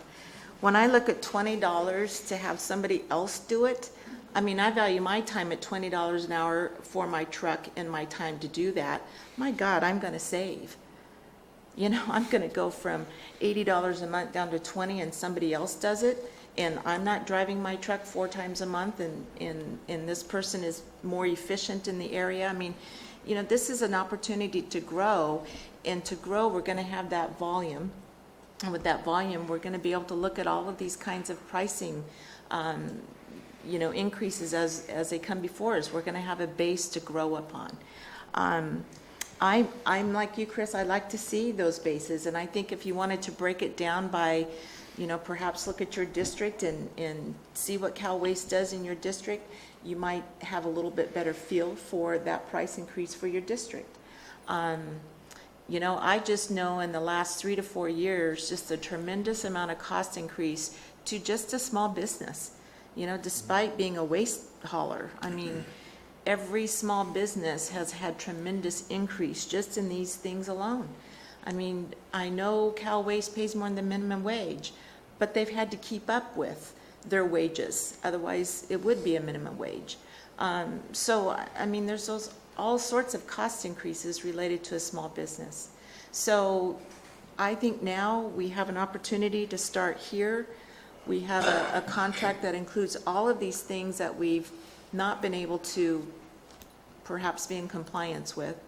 And we have a hauler that has demonstrated, you know, they're a good community citizen, they employ, their payroll is here in the county. They give back to the county in different ways, they offer a good service. We have an opportunity for both of us to grow. And ultimately, in the end, it serves the Calaveras County residents by diverting that landfill. Because I've been sitting here for almost 4 years now, and we have not addressed our landfill, except for today, with an opportunity to give us a little buffer to be able to look at it. And if there is an RFP coming, I can't wait, because we need to look at that landfill. So I understand with what you're saying, but I think this provides us an opportunity to start here and have more of that concrete information to grow upon. Yeah, I agree with you, Debbie. Consistency, it's been consistent. That's what I like. My service has been consistent. I know my neighbors has. You know, the equipment is better. It's safer. It seems to me it's safer with these, especially with the drivers that I know that, you know, Cal Waste pays attention to their drivers and they put them through, you know, all the requirements. My pickup folks are consistent now. It used to be I'd get somebody coming in one way and somebody coming in another way the next week because they didn't know, because they were totally different people. Mm-hmm. And you know, that has value. There is nothing that I've seen so far that goes down in cost. My small business, our costs have increased at least 40% just in eggs. Mm-hmm. So, you know, everything seems to go up.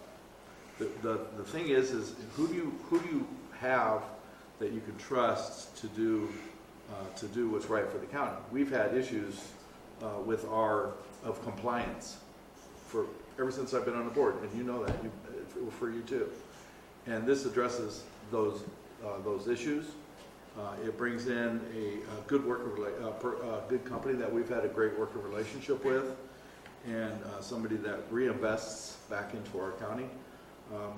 And you know what I like most about this, even though my business is going to take a hit on this thing, it does consider the residential pickup to keep it as close to what it was in a fashion, and that's good for the folks that are on limited income, and so that's a consideration that we have to deal with too. So I agree with you. Well, and I think too, if I heard right, the business component is an optional situation right now, correct? I mean, residential is, I mean, people do have other options. I'm not a customer now, but boy, at $20 an hour, might consider it. So nobody's being forced No. to comply with this. And I think that makes the company work harder to convince people as to why this is a better deal. So before we take off for lunch, because we're going to have to take a break here for lunch, since we said that we were going to be back here at 1:30, for our budget hearings. We will continue this after lunch, but I think, Rebecca, did you want to get up and say anything?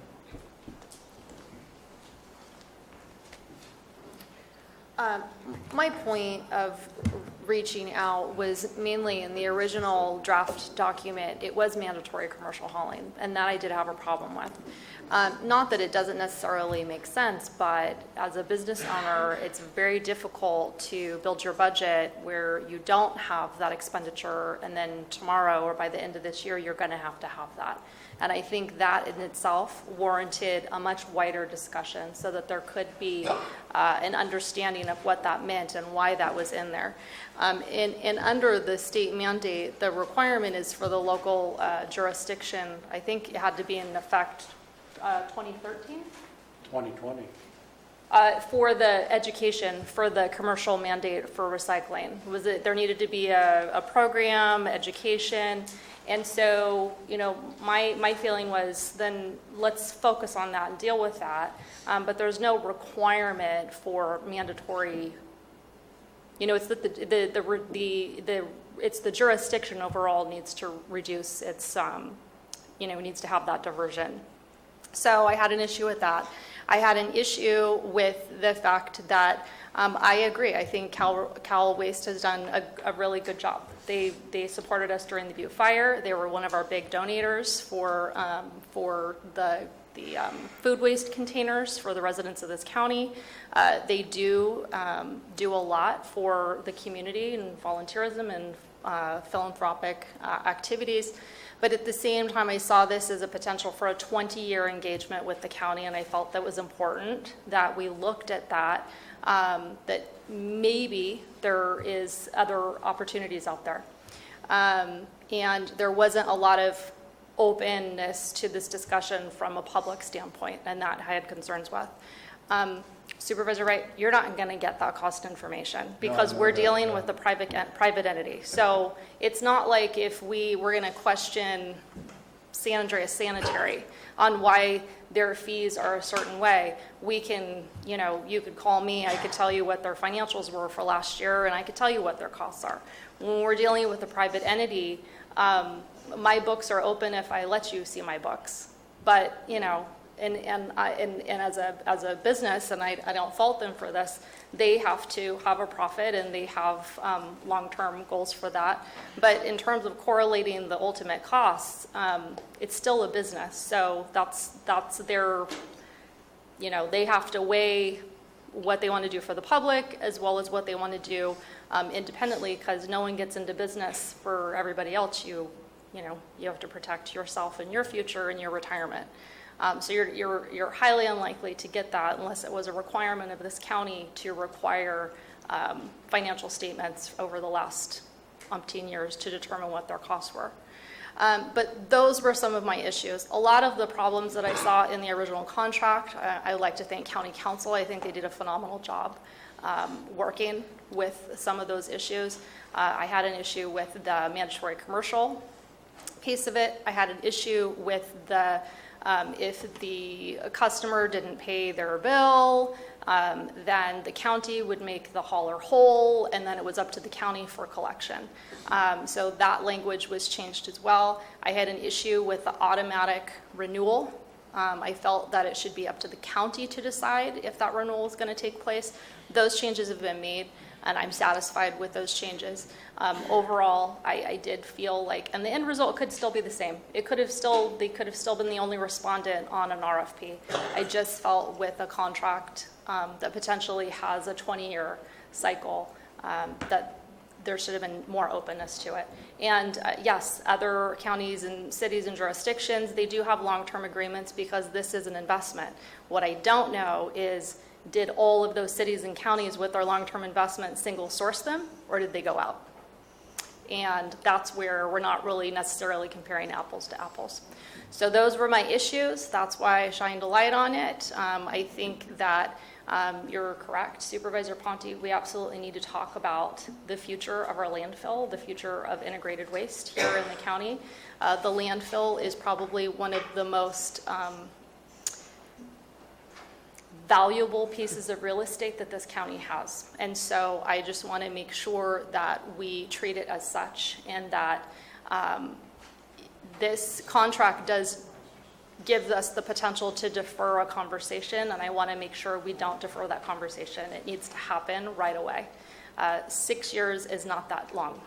And for those of you that have been in office for 4 years, you know how fast 6 years can go. So it takes us a long time to do things, so I think it's important that we continue this discussion and don't drop this because we've now gotten kind of a stay of execution, if you will. For your information, on September 19th, 4:30 at the San Andreas Town Hall is the next Solid Waste Task Force meeting. These things have been discussed at more than one meeting. I've been reporting to the board regularly on them. The RFP to examine what we're doing with solid waste has been brought up several times. It's actually been budgeted for 2 budget years, I believe, and it was never acted on by the former people who were involved in it. I've been pushing to have that done. Jeff is just about to bring it forward, but this truly is only a portion of what we're looking at. The RFP is going to examine our total involvement in it, and I have been bringing that up.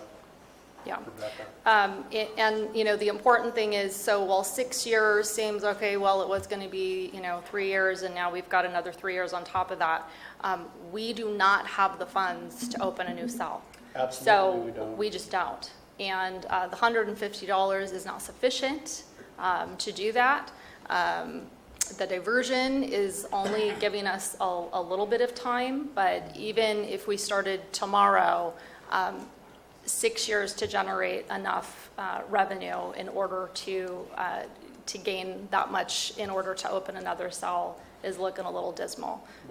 What I found out a few months ago when we purchased a tub grinder, if I come to the board without all of my facts correct and backed up, I'm not going to win the vote. Okay. So what we're doing now with the RFP is we're getting all of our facts. I can sit up here and tell you everything that I've learned in the last 20 months, but that still isn't what's needed. The RFP will be a complete examination and where we need to go, and you're 100% correct. We have not set aside the money, even though past boards were warned to do so, to open up a new landfill cell. The costs I've heard are in the millions, up to about $8 million for it. Okay, so those are my concerns, and that's why I spoke about this, so. Okay. Thank you. We're going to take a break for lunch, come back at 1:30. Okay, and then we'll continue this. 1:30, we're going to continue this item? Yeah. Okay. We'll continue this.